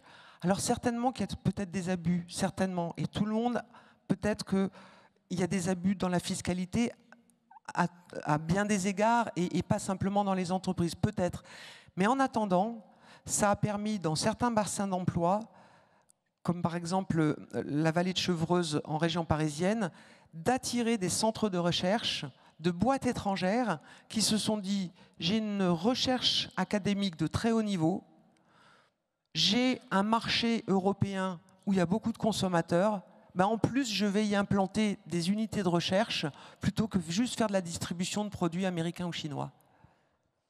Si je peux réagir rapidement sur le CIR, effectivement, que ce soit, enfin, sur tous ces dispositifs financiers de CIR, de jeunes entreprises innovantes, moi j'invite aussi à essayer de déployer ces dispositifs dans le monde agricole. Bien évidemment, le statut de paysan-chercheur, le statut, ces dispositifs de crédit impôt recherche pour des agricultrices et des agriculteurs qui sont par nature des innovateurs, parce qu'ils font ça tous les jours, quoi.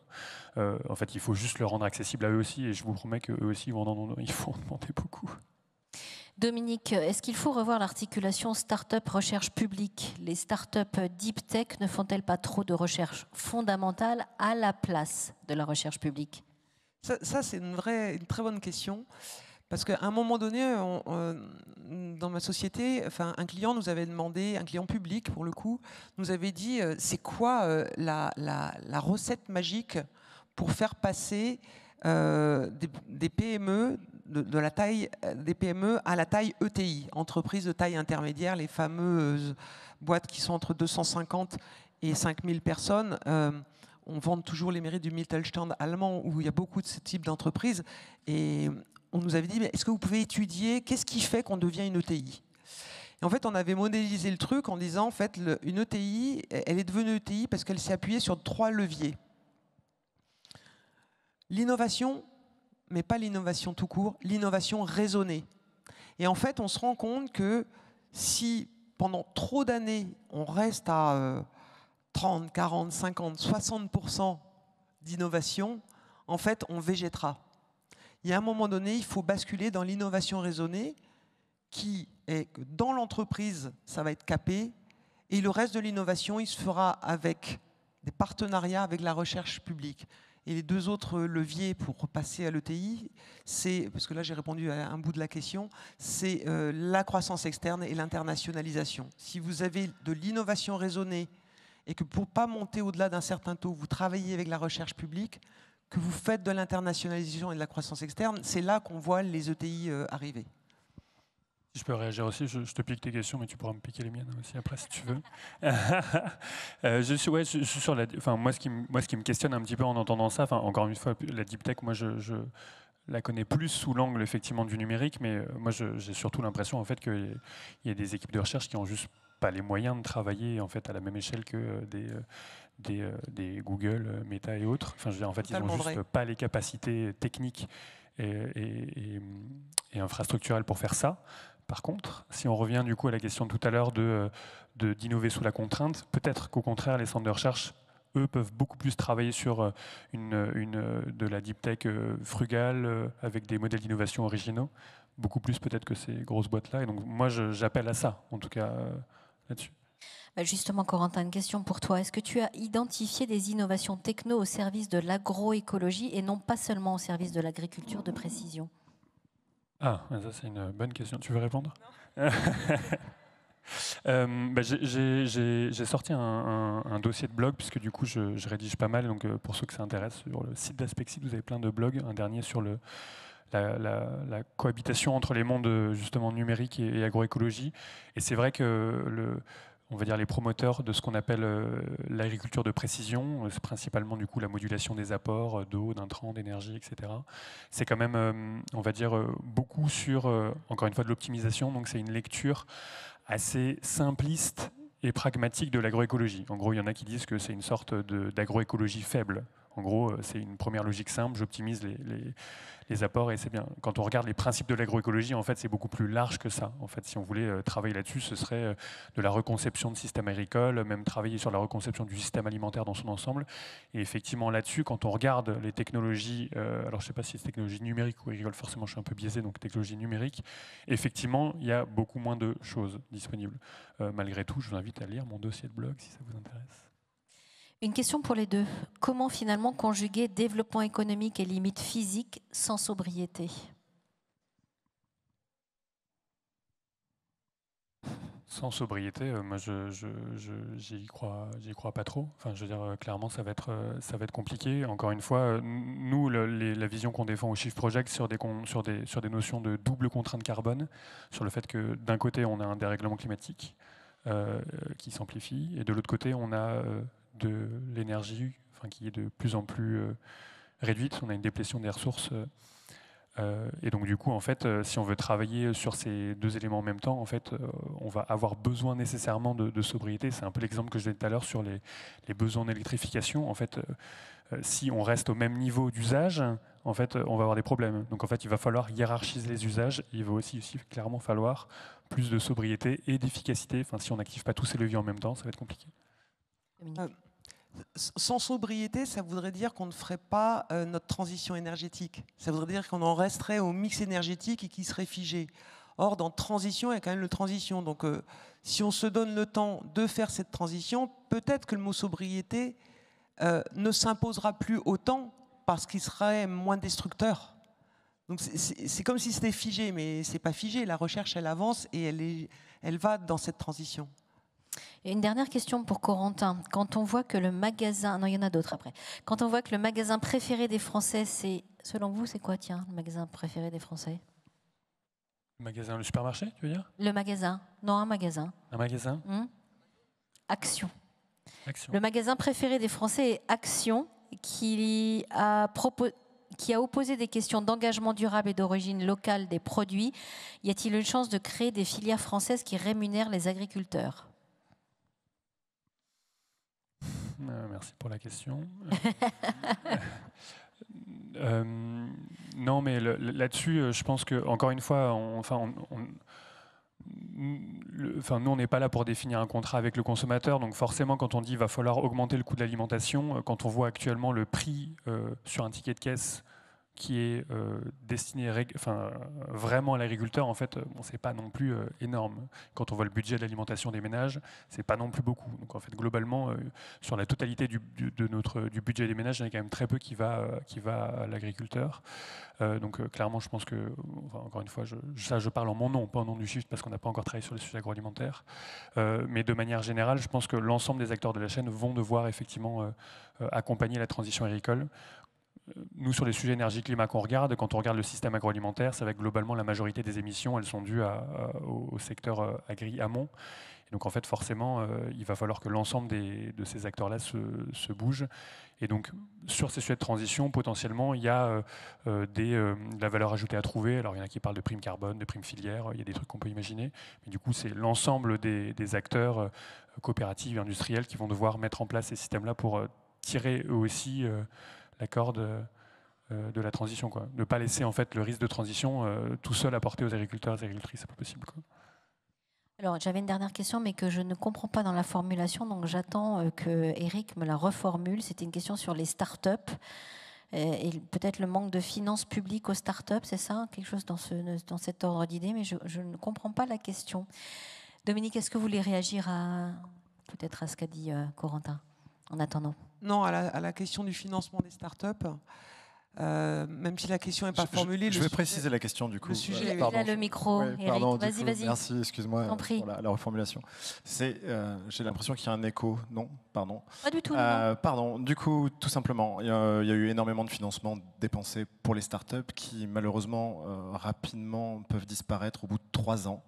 Et il y a des entreprises qui, elles, sont stabilisées depuis de très nombreuses années, qui deviennent des hold-up entreprises et qui, pour autant, ne sont pas accompagnées, alors qu'elles aussi ont de l'innovation dans les tiroirs et pour lesquelles on les laisse faire. Voilà. Voilà, la réponse est dans la question. En fait, c'est ce que je voulais répondre. Donc, c'est vrai que malheureusement, l'entrepreneuriat, ça n'est pas une science toujours gagnante. On peut réussir comme on peut échouer. Ça a un caractère un peu darwinien parfois. Et donc, il faut nécessairement aider les startups et massivement. Simplement, la longévité de l'accompagnement, il ne faut pas que ça soit de la perfusion et de l'assistanat.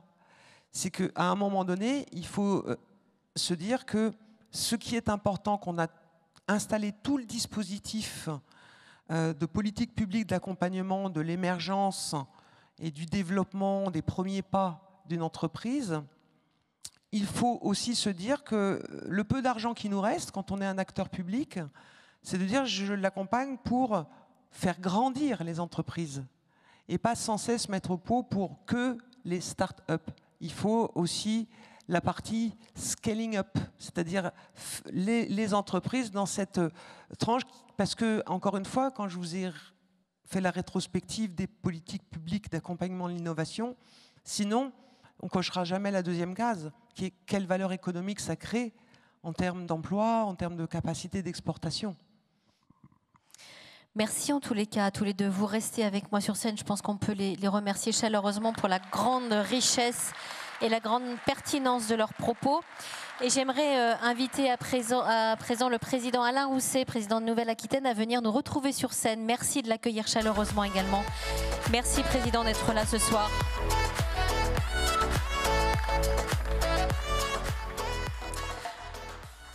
Bonsoir et merci d'avoir accepté notre invitation. On va vous apporter un micro qui est sur la... Ouais, mais pour que chacun ait un micro, si c'est possible. Il y en a assez pour... Bon, ok. Merci infiniment, Alain Rousset, de nous retrouver sur cette scène. On va donner un peu de perspective aux thématiques qu'on vient d'aborder dans le cadre de cette table ronde et surtout au vu de l'actualité récente, le contexte politique et géopolitique pour le moins tendu. Je voudrais... j'ai pas mal de questions. Continuez, poursuivez vos questionnements sur le numéro de téléphone qui s'est affiché tout à l'heure. On va les prendre au fur et à mesure de la discussion.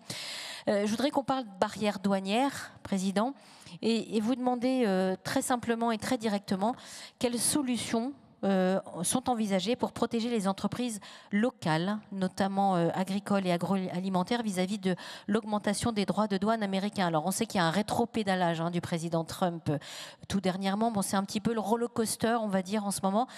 Quelles sont les solutions que vous envisagez, que la région Nouvelle-Aquitaine envisage? D'abord, il n'a échappé à personne que la région, en France, n'a aucun pouvoir sur les droits de douane. Nous sommes dans un pays centralisé, en plus. Donc, je suis un peu démuni de vous répondre. Mais vous avez le pouvoir de protéger vos entreprises en local. Oui, enfin, oui. C'est surtout là-dessus que oui. J'ai envie de vous entendre. Écoutez, j'ai pris l'initiative de réunir tous les partenaires de toutes les filières pour faire le point. Je ne pourrais pas, parce que les politiques que nous avons mises en place sont co-construites avec les partenaires du monde économique, que ce soit dans l'agriculture. Donc attention de ne pas dire à une collectivité locale, fût-elle une région, mais comment vous allez protéger les entreprises? D'abord, je ne sais pas si on le sait, le budget des régions françaises est en gros 10 fois moins important que le budget des régions européennes. 10 fois moins. C'est-à-dire qu'il y a une capacité d'intervention qui est bien moindre, même si ce qu'on a fait en Nouvelle-Aquitaine depuis plus de 20 ans a été de créer un écosystème de confiance à l'égard de l'ensemble des entreprises, ce qui fait qu'on est devenu la première région à réindustrialiser. Et pas rien. 36% de l'emploi industriel net de France, c'était en 2019, et là, on est la deuxième région notre région n'a pas une histoire industrielle, elle a une histoire d'industrie de défense parce qu'on était la région la plus éloignée des frontières de l'Est, donc beaucoup d'entreprises sont venues s'y installer. Mais voilà, on est peut-être la première région agricole, ça c'est un défi qui se pose à nous, comment on accompagne l'agriculture. On accompagne assez massivement et d'une manière complètement différente des autres régions, la recherche. Parce que le défi qu'on a aujourd'hui à relever, pas simplement par rapport aux États-Unis, mais par rapport à la Chine, c'est des innovations de rupture. Aujourd'hui, quand on veut développer des fermes photovoltaïques ou le photovoltaïque, on achète les cellules en Chine. On achète les principes actifs des médicaments en Chine. On achète l'électronique en Chine. La France, depuis que Serge Tchuruk, qui était à l'époque, le patron du patronat français, a dit « mais la France est sans usine. On va s'occuper que des services. On est plus intelligent que les autres. » Il ne faut pas oublier, et le politique qui n'y comprend rien aux entreprises, il a plié les Gaules. Bon, il se trouve que nous avons essayé de relever le gant et que, imaginez, une région qui n'est pas la région la plus industrielle créer 36% de l'emploi industriel de France. Net, pas net. Et là, on est la deuxième région à créer des nouvelles usines. Donc, le défi se pose sur la totalité de la chaîne de valeur. Vous l'évoquiez tout à l'heure, ça commence par la recherche.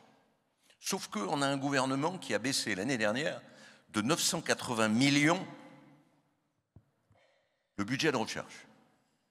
Et moi, je n'ai pas les moyens, à l'échelle d'un budget de la région, même si j'ai consacré, à l'époque de l'Aquitaine, 10% de mon budget pour la recherche. On a besoin de recherche fondamentale. On a besoin de faire des ruptures. Si demain, je veux recréer une filière sur le photovoltaïque, qui peut apporter d'ailleurs des revenus aux agriculteurs, de rien, ça suppose de passer de 20% de rendement à 40%. Je suis obligé d'aller négocier avec l'Université Polytechnique de Lausanne pour trouver des innovations de rupture. Et on est en train, en profitant de l'existence d'une biomasse considérable, puisqu'on est la première forêt d'Europe, de travailler sur... Alors j'ai oublié le nom, Marion, aidez-moi. On est en train de développer des démonstrateurs de pyrogazéification, ici. Donc on essaye de tester. Sur les chercheurs des États-Unis, il se trouve que j'ai la chance, c'est ma culture, de lire Le Monde l'après-midi quand il sort. Vous avez 2 articles dans Le Monde qui disent, et c'est pluralisme de la presse, je suis pour, l'un qui dit, mais attention, les États-Unis n'ont pas baissé leur crédit de recherche. Ils n'ont pas baissé leur crédit de recherche. C'est pas vrai. Et puis l'autre article qui dit, qui est en dernière page du Monde, qui dit, mais l'atmosphère culturelle des États-Unis, la lutte contre les libertés publiques et tout ça, va nous amener des chercheurs. Nous, mais on va le faire à bas bruit. Moi, je ne vais pas faire comme d'autres, te dire welcome, j'ouvre les bras, etc. Parce que ça ne se passera pas comme ça. Ça se passe à bas bruit et en discrétion. Bien sûr qu'on accueillera des chercheurs européens qui sont partis aux États-Unis. Bien sûr, on va regarder leurs compétences. On va le faire avec les universités, mais sur la santé, sur l'électronique, sur l'optique laser, sur l'IA, sur la cybersécurité. Finalement, c'est une chance, ce qui se passe aujourd'hui. On peut le voir comme ça. Il faut quand même qu'on ait conscience que le désordre qu'a mis ce fou de Trump pose des problèmes par rapport à toute la trajectoire du monde et de la planète, y compris la baisse de la pauvreté, parce que moi j'aimerais bien de temps en temps qu'on ait quand même quelques critères sur comment vit la société. Les critères sont éminemment économiques, mais il faut quand même regarder, quand vous regardez ce que fait Trump déjà pour arrêter l'USAID, qui fait que automatiquement, mécaniquement, en Afrique, le sida ressurgit pour les enfants. Enfin, on est quand même... ça sert à quoi de se lever le matin, d'être né, si quelque part on n'a pas un respect de l'espèce humaine? Et en plus, ce respect de l'espèce humaine, la prise en compte des causes et des conséquences du réchauffement climatique, ça c'est une opportunité considérable. Considérable. On pourra venir peut-être dans le détail tout à l'heure, parce que comment je reconquiers dans ma région la capacité from scratch jusqu'à l'emploi de l'électronique. Aujourd'hui, quand vous faites une carte électronique, elle vient de Chine. La base vient de Chine. On ne sait plus faire. On ne sait plus faire. Il nous reste une entreprise en Nouvelle-Aquitaine, qui est à La Rochelle, qui sait ça.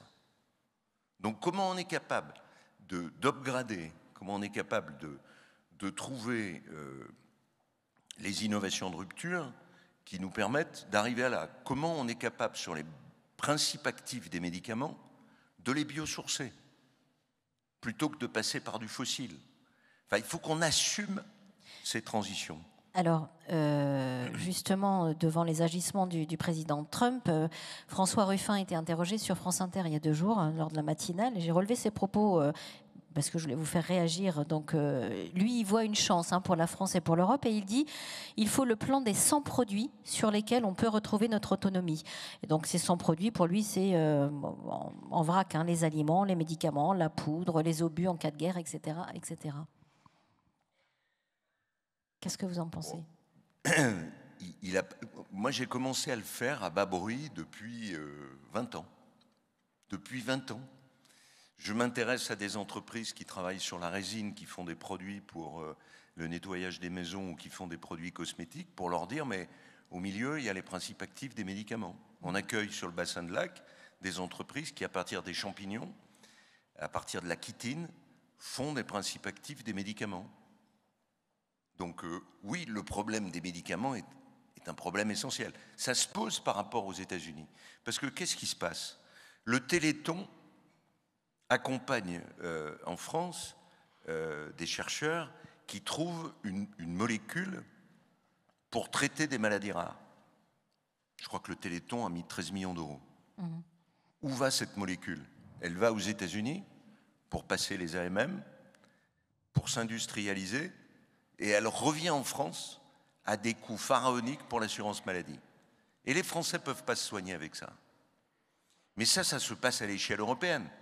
N'oubliez pas, par exemple, avant la Covid, vous aviez une entreprise à côté de Nantes, une start-up, qui avait trouvé l'ARN messager, le vaccin ARN messager. La France n'a pas su l'aider. La France n'a pas su l'aider. C'est une start-up d'Allemagne qui a joué avec Pfizer pour nous renvoyer après les médicaments. Donc il y a un problème de comportement. Et ce comportement, ce n'est pas simplement les pouvoirs publics. C'est aussi le monde de l'entreprise et le monde de la recherche. Il faut que les pouvoirs publics, on le voit bien avec l'ératisme qui se passe aujourd'hui, et Alain Minc, la veille du jour où il y a eu Ruffin sur France Inter, le disait. Il faut qu'à un moment donné, les pouvoirs publics reprennent de la compétence. C'est ce qui s'est passé, même si ce n'était pas toujours extraordinaire, sur ce qu'on a appelé les 30 Glorieuses. Enfin, moi, on accompagne une entreprise, qu'on porte à bout de bras, qui a trouvé un médicament en retravaillant sur les systèmes de soins du cerveau, qui assure la reconquête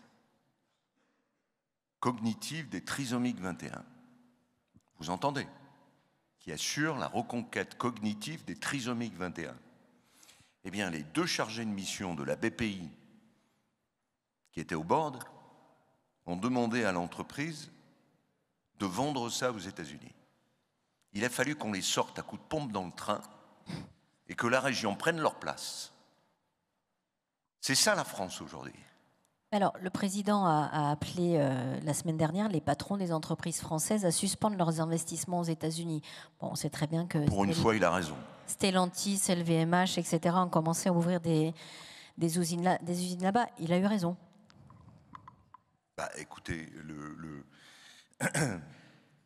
il se trouve qu'un de mes amis à qui j'ai demandé de créer, vous en parliez tout à l'heure, madame, le club des ETI en Nouvelle-Aquitaine, qui a été quand même le premier club des ETI en France, et qui a fait des petits après, a dit il faut arrêter d'investir.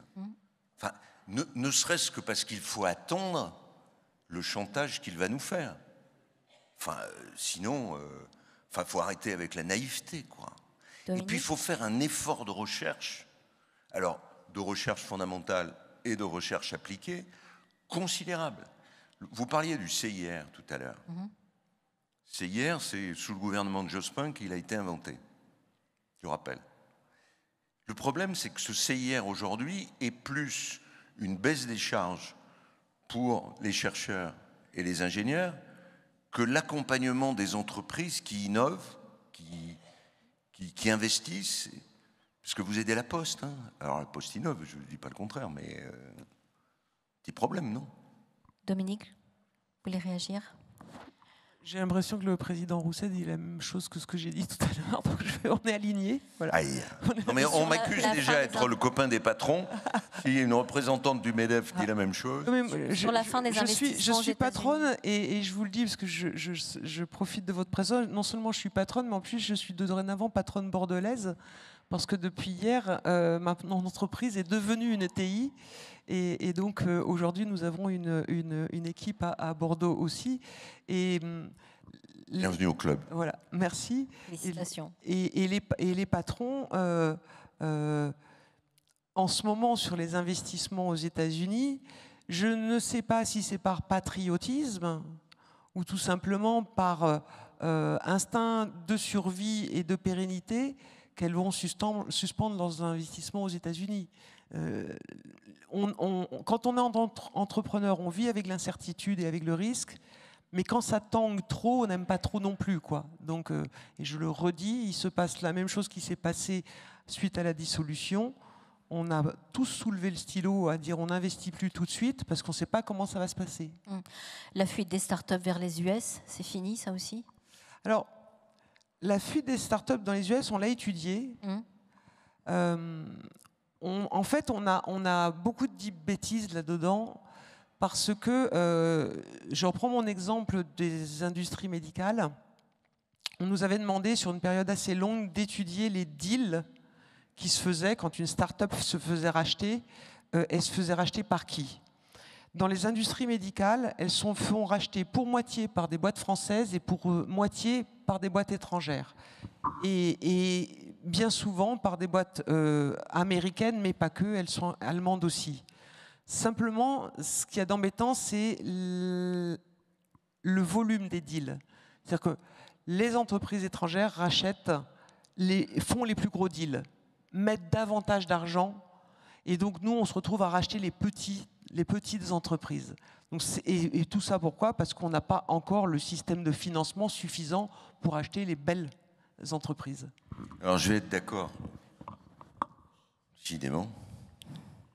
On a un problème en France en matière de fonds propres. Le système est centralisé,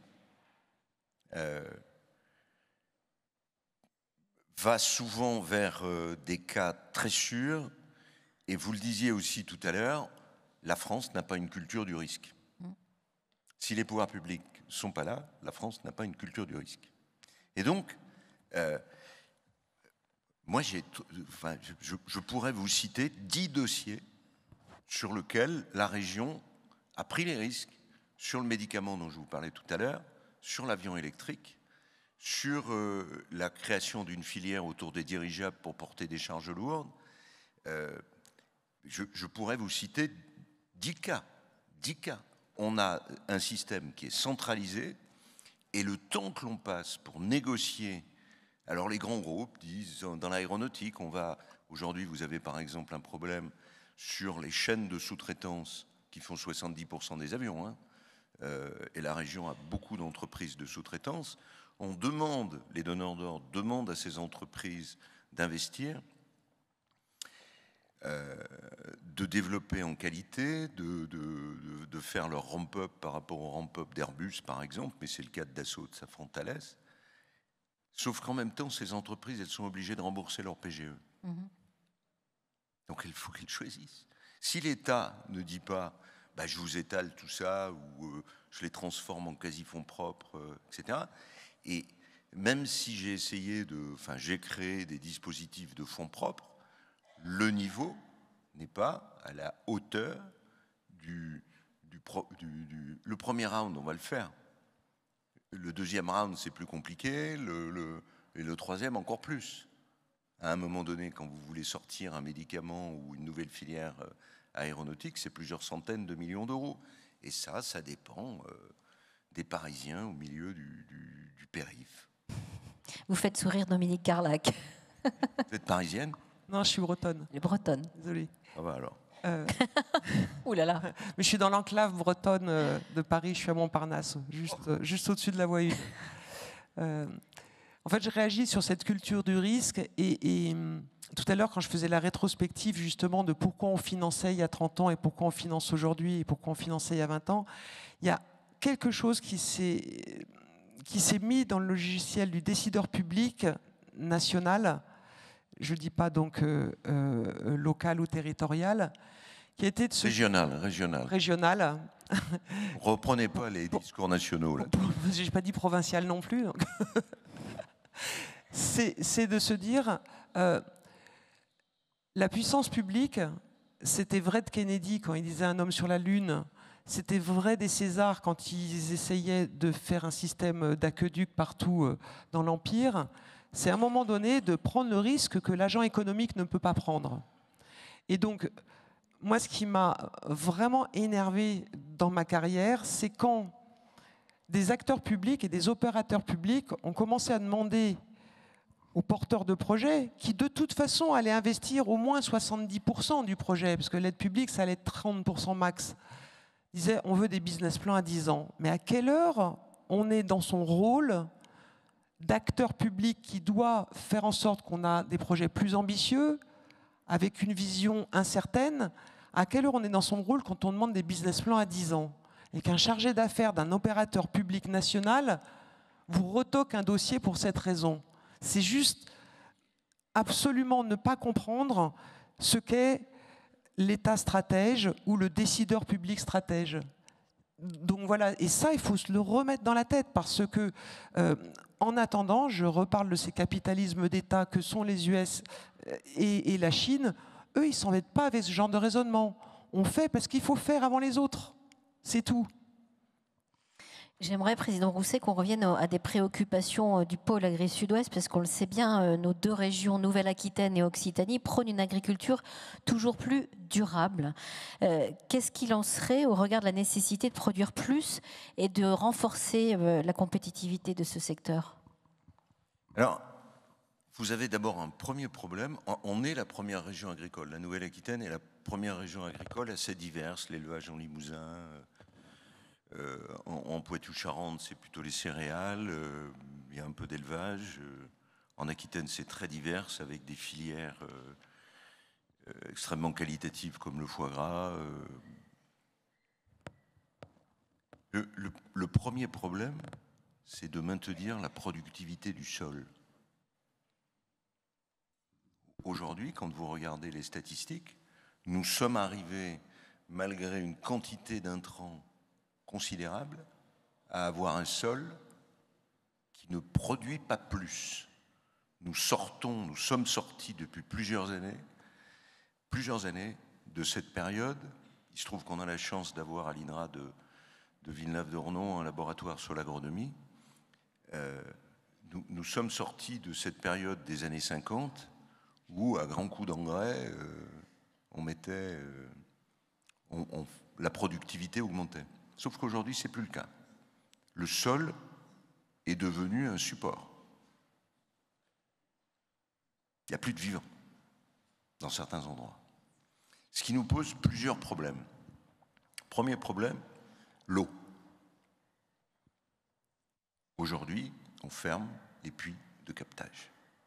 En France, on a un problème d'eau potable à cause de la pollution par les nitrates, par des pollutions industrielles, par des pollutions médicamenteuses. Nous avons un problème. Je préside le comité de bassin à Dour-Garonne, c'est un drame. Ça nécessite du côté des communes et du côté de l'agence de l'eau des investissements massifs et on ne sait pas dépolluer l'eau. On ne sait pas dépolluer l'eau. Donc il faut qu'on revienne sur des pratiques différentes. On n'aura pas de neige, ou plus de neige. On a sur le bassin à Dour-Garonne un étiage pendant les périodes de sécheresse qui fait qu'il nous manque 220 millions de mètres cubes. C'est-à-dire qu'on ne peut ni servir la population, ni servir les agriculteurs, ni servir l'industrie. Donc il faut qu'on retrouve ce qu'on appelle le cycle long de l'eau, qu'on retrouve des dispositifs pour permettre d'épurer l'eau. Et ça commence même sur le Massif central. Hein.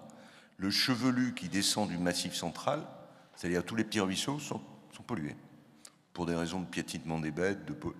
Et on peut le régler. On a engagé des actions pour le régler. Parce que sans eau, vous ne pouvez pas faire d'agriculture.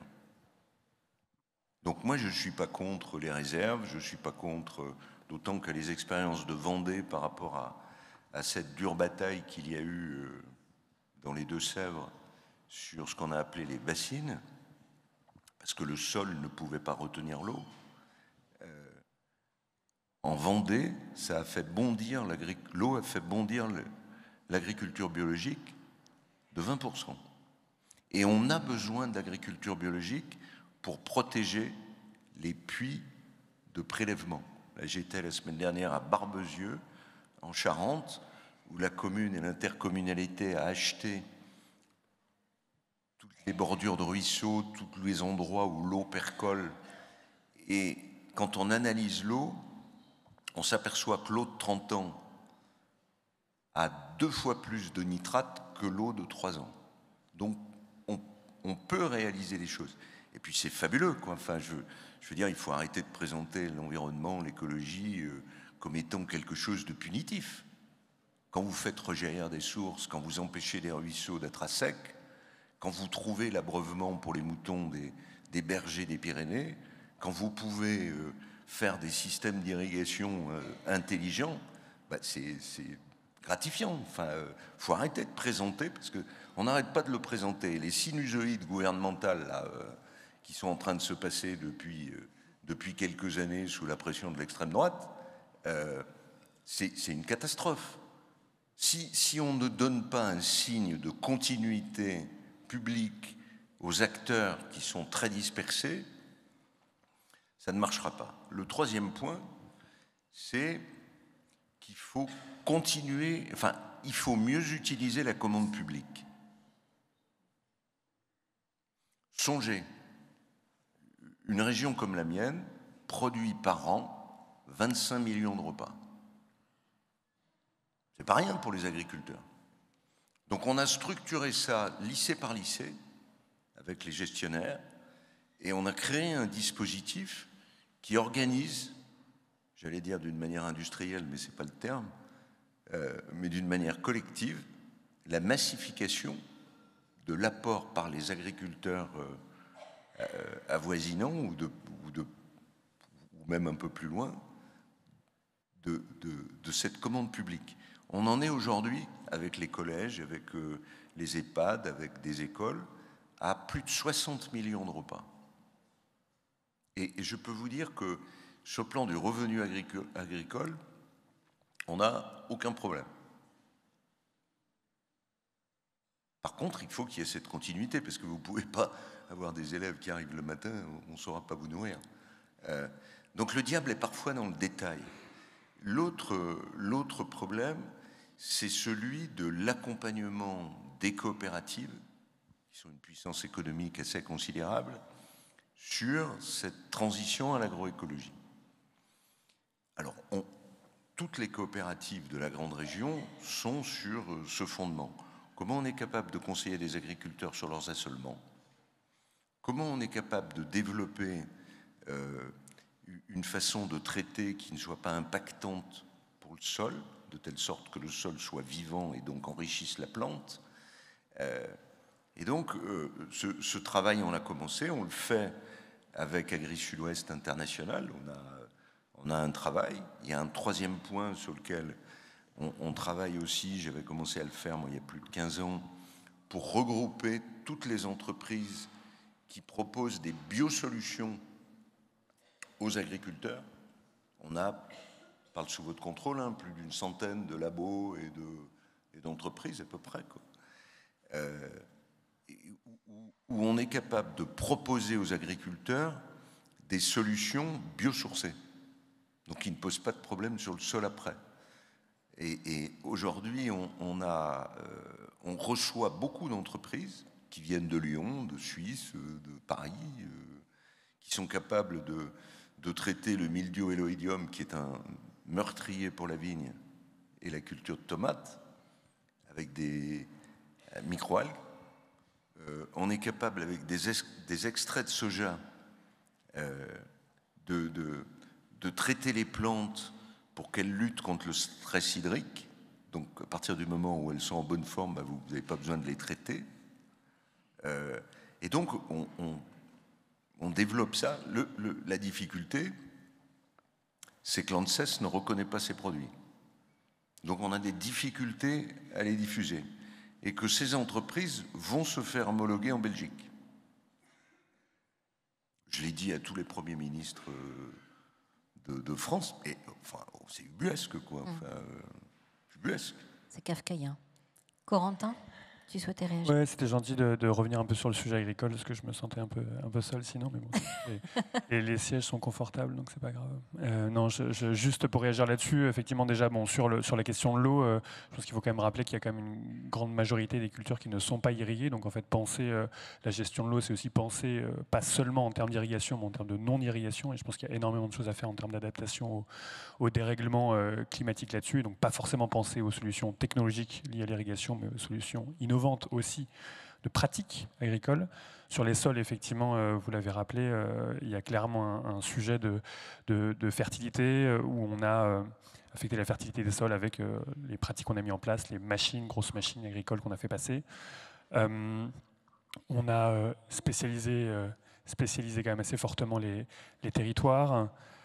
Pour revenir sur la question de l'eau dont vous parliez aussi, typiquement effectivement sur les sujets de bassines à Sainte-Soline, je pense que c'était même plus un sujet de gouvernance plus qu'autre chose, parce que la question c'était de dire si on avait eu 300 ou 400 maraîchers bio qui avaient voulu mettre en place cette bassine, est-ce qu'il y aurait eu ces contraintes-là? Je ne suis pas complètement convaincu. Ça c'est une première chose. Alors, et de manière... coupe 30 secondes, ouais. juste parce que je connais un peu le dossier, okay. Pour y être concerné. Le problème, c'est pas simplement d'avoir 300 maraîchers. Le problème, c'est qu'il n'y a pas eu de gouvernance publique. Les élus n'ont pas osé s'approprier le dossier. Parce que ce qui s'est passé en Vendée, qui est, je pense, un succès de transition, c'est que les bassines de Vendée ont été pilotées par le public. C'était une revendication, d'ailleurs, qui n'a pas été satisfaite. J'ai essayé de l'amener, j'ai pas pu. Et c'est à partir de l'usage de l'eau que s'est développée cette agriculture maraîcher, bio, culture bio. C'est-à-dire on n'a pas inversé. Mais le premier projet de la Coupe de l'eau dans les Deux-Sèvres, c'était de s'engager sur la baisse de 50% des phytos. Ce qui n'a pas été, puisque les bassines n'existent quasiment pas, donc on n'a pas eu cet engagement. C'est pour ça que les scientifiques qui ont accompagné ce projet ne les ont pas suivis.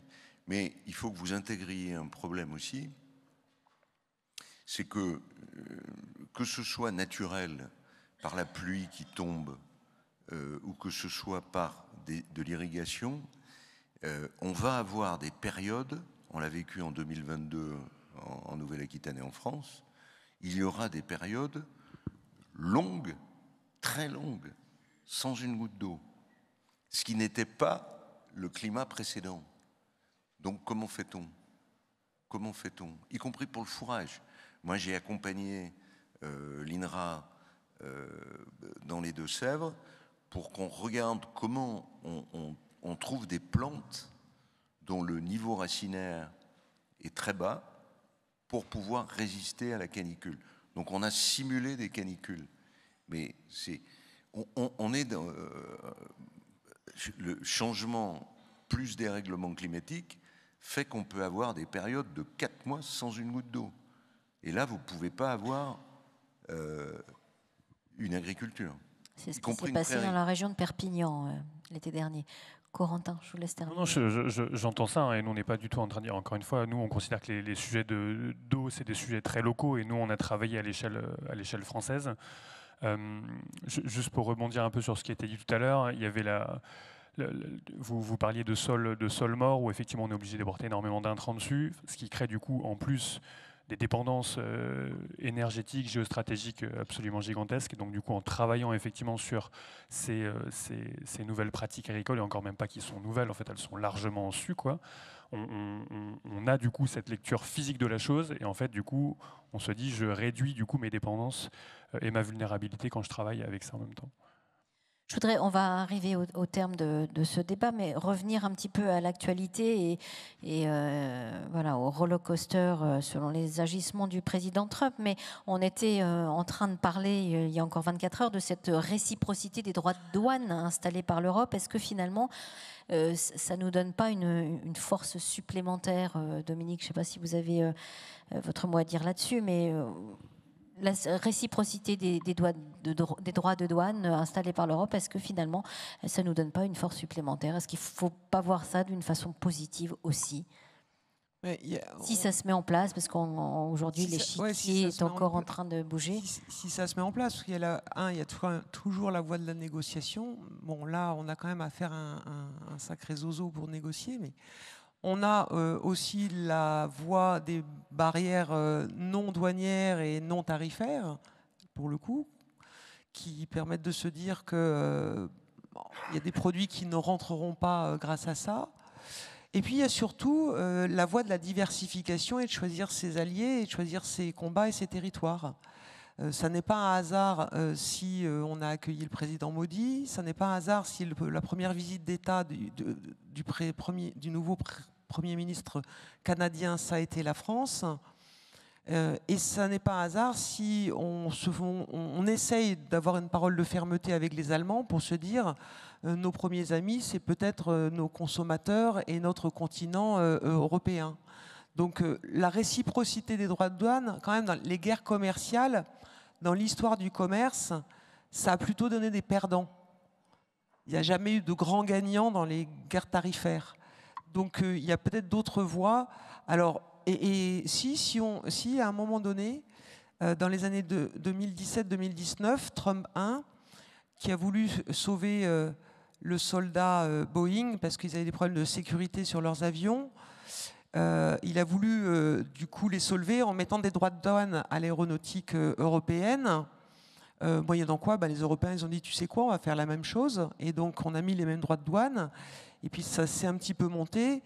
Et moyennant quoi, à l'arrivée, c'est pas forcément Boeing qui a gagné, puisque aujourd'hui on vend 2 fois plus d'Airbus que de Boeing. Donc c'est jamais très gagnant. C'est peut-être mieux d'aller production par production, filière par filière, secteur par secteur et territoire par territoire, se dire qu'est-ce qu'on peut faire.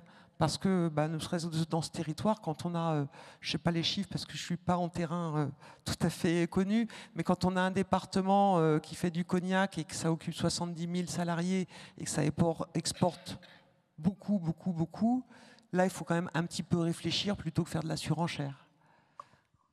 Président Rousset, je vais vous laisser le mot de la fin. Moi, j'ai envie de vous poser une question qui est un peu générale, mais quand même... Concurrence, croissance, mondialisation, est-ce que ce temps est révolu? Est-ce qu'on est en train de changer d'époque? Écoutez, il faut regarder comment ce qui va se passer aux États-Unis, la réaction de la Chine. Le vrai problème et notre difficulté, le défi que l'on a, c'est que la planète s'est spécialisée. La planète s'est spécialisée. La Chine est l'usine du monde. Les nouveaux médicaments, c'est plutôt les États-Unis. Le pétrole d'un côté. Et donc, face à cette spécialisation, il y a un double défi. Un défi de la négociation. On ne pourra pas se passer d'un certain nombre de produits qui viennent d'ailleurs. Un défi de l'unité européenne. Et un défi de l'unité européenne et de l'action européenne au moment où on doit faire face à 3 défis. Le défi de la guerre par rapport à la Russie, le défi climatique et le défi de la souveraineté et de la réacquisition des compétences. Parce qu'aujourd'hui, les bateaux qui nous amènent les principes actifs des médicaments viennent d'Inde et de Chine, peuvent être bloqués demain au canal de Suez. Ça s'est passé. Ça s'est passé. Donc, que va-t-il se passer? On voit bien le désordre mondial. Et donc, il y a un effort massif à faire de la part de l'Europe sur la réacquisition de ses compétences et ses connaissances avec des sauts technologiques. Moi, il me semble qu'on a toutes les ressources. Si on exporte autant de jeunes chercheurs aux États-Unis parce qu'ils y sont mieux payés, il faut que l'État se rapatrie sur des compétences régaliennes plutôt que de cofinancer des pistes cyclables, des maisons de santé pluridisciplinaires. Vous n'imaginez pas le saupoudrage, les dizaines de milliards que porte l'État et les bêtises qu'il fait. Vous avez vu l'erreur terrible qui a été faite sur les batteries. Les gigafactories ferment. 15 milliards d'euros qu'on a jetés en l'air. Les gigafactories ferment. Il y a tellement de défauts qu'on ne peut pas produire. La batterie venue de Chine est plus performante, même s'il y a 25 à 50% de droits de douane. Donc il faut être pragmatique aussi. Après tout, pourquoi il n'y aurait pas une discussion? Moi, je suis pour une discussion avec Xi Jinping, hein. Très nettement, hein. Y compris pour le cognac. Corentin. Non, de manière générale, encore une fois, si je remets les lectures, les lunettes physiques qu'on a au Shift, à partir du moment où vous avez des sources d'énergie qui sont plus infinies, en fait, vous ne pouvez plus avoir des logiques de performance. En fait, il va falloir raisonner de manière un petit peu différente sur des logiques de résilience, de robustesse, de souveraineté, beaucoup plus qu'avant. Et on en parlait tout à l'heure, effectivement, tout ce qui se passe aux États-Unis, c'est peut-être effectivement l'occasion de clairement re-questionner sur les sujets agricoles et alimentaires, ce qu'on veut produire en France, qu'est-ce qu'on veut consommer, etc., etc. Donc ça, c'est, je trouve, une chouette occasion. Et c'est l'occasion, du coup, grâce à ça, de re-questionner nos souverainetés énergétiques. Encore une fois, les fermes françaises, elles sont complètement dépendantes des énergies fossiles. Et donc, du coup, ça, je pense, y participera de manière générale. Dominique, un tout dernier mot de conclusion ou un tout dernier message? On a dit beaucoup de choses. Hein. Non, ça va être personnel. En tant que fille et petite fille d'agriculteur, je suis hyper fière d'être là ce soir. Parce que ça m'a vraiment fait repenser à cette agriculture des années 70 qui n'a pas fait que du bien. Et que si on avait eu cet éclairage à l'époque, l'Élé, qui était la rivière qui coulait en bas du champ, on aurait pu continuer à nourrir les bêtes avec. Voilà. Merci en tous les cas à tous les trois. Je voudrais qu'on applaudisse très chaleureusement nos trois intervenants.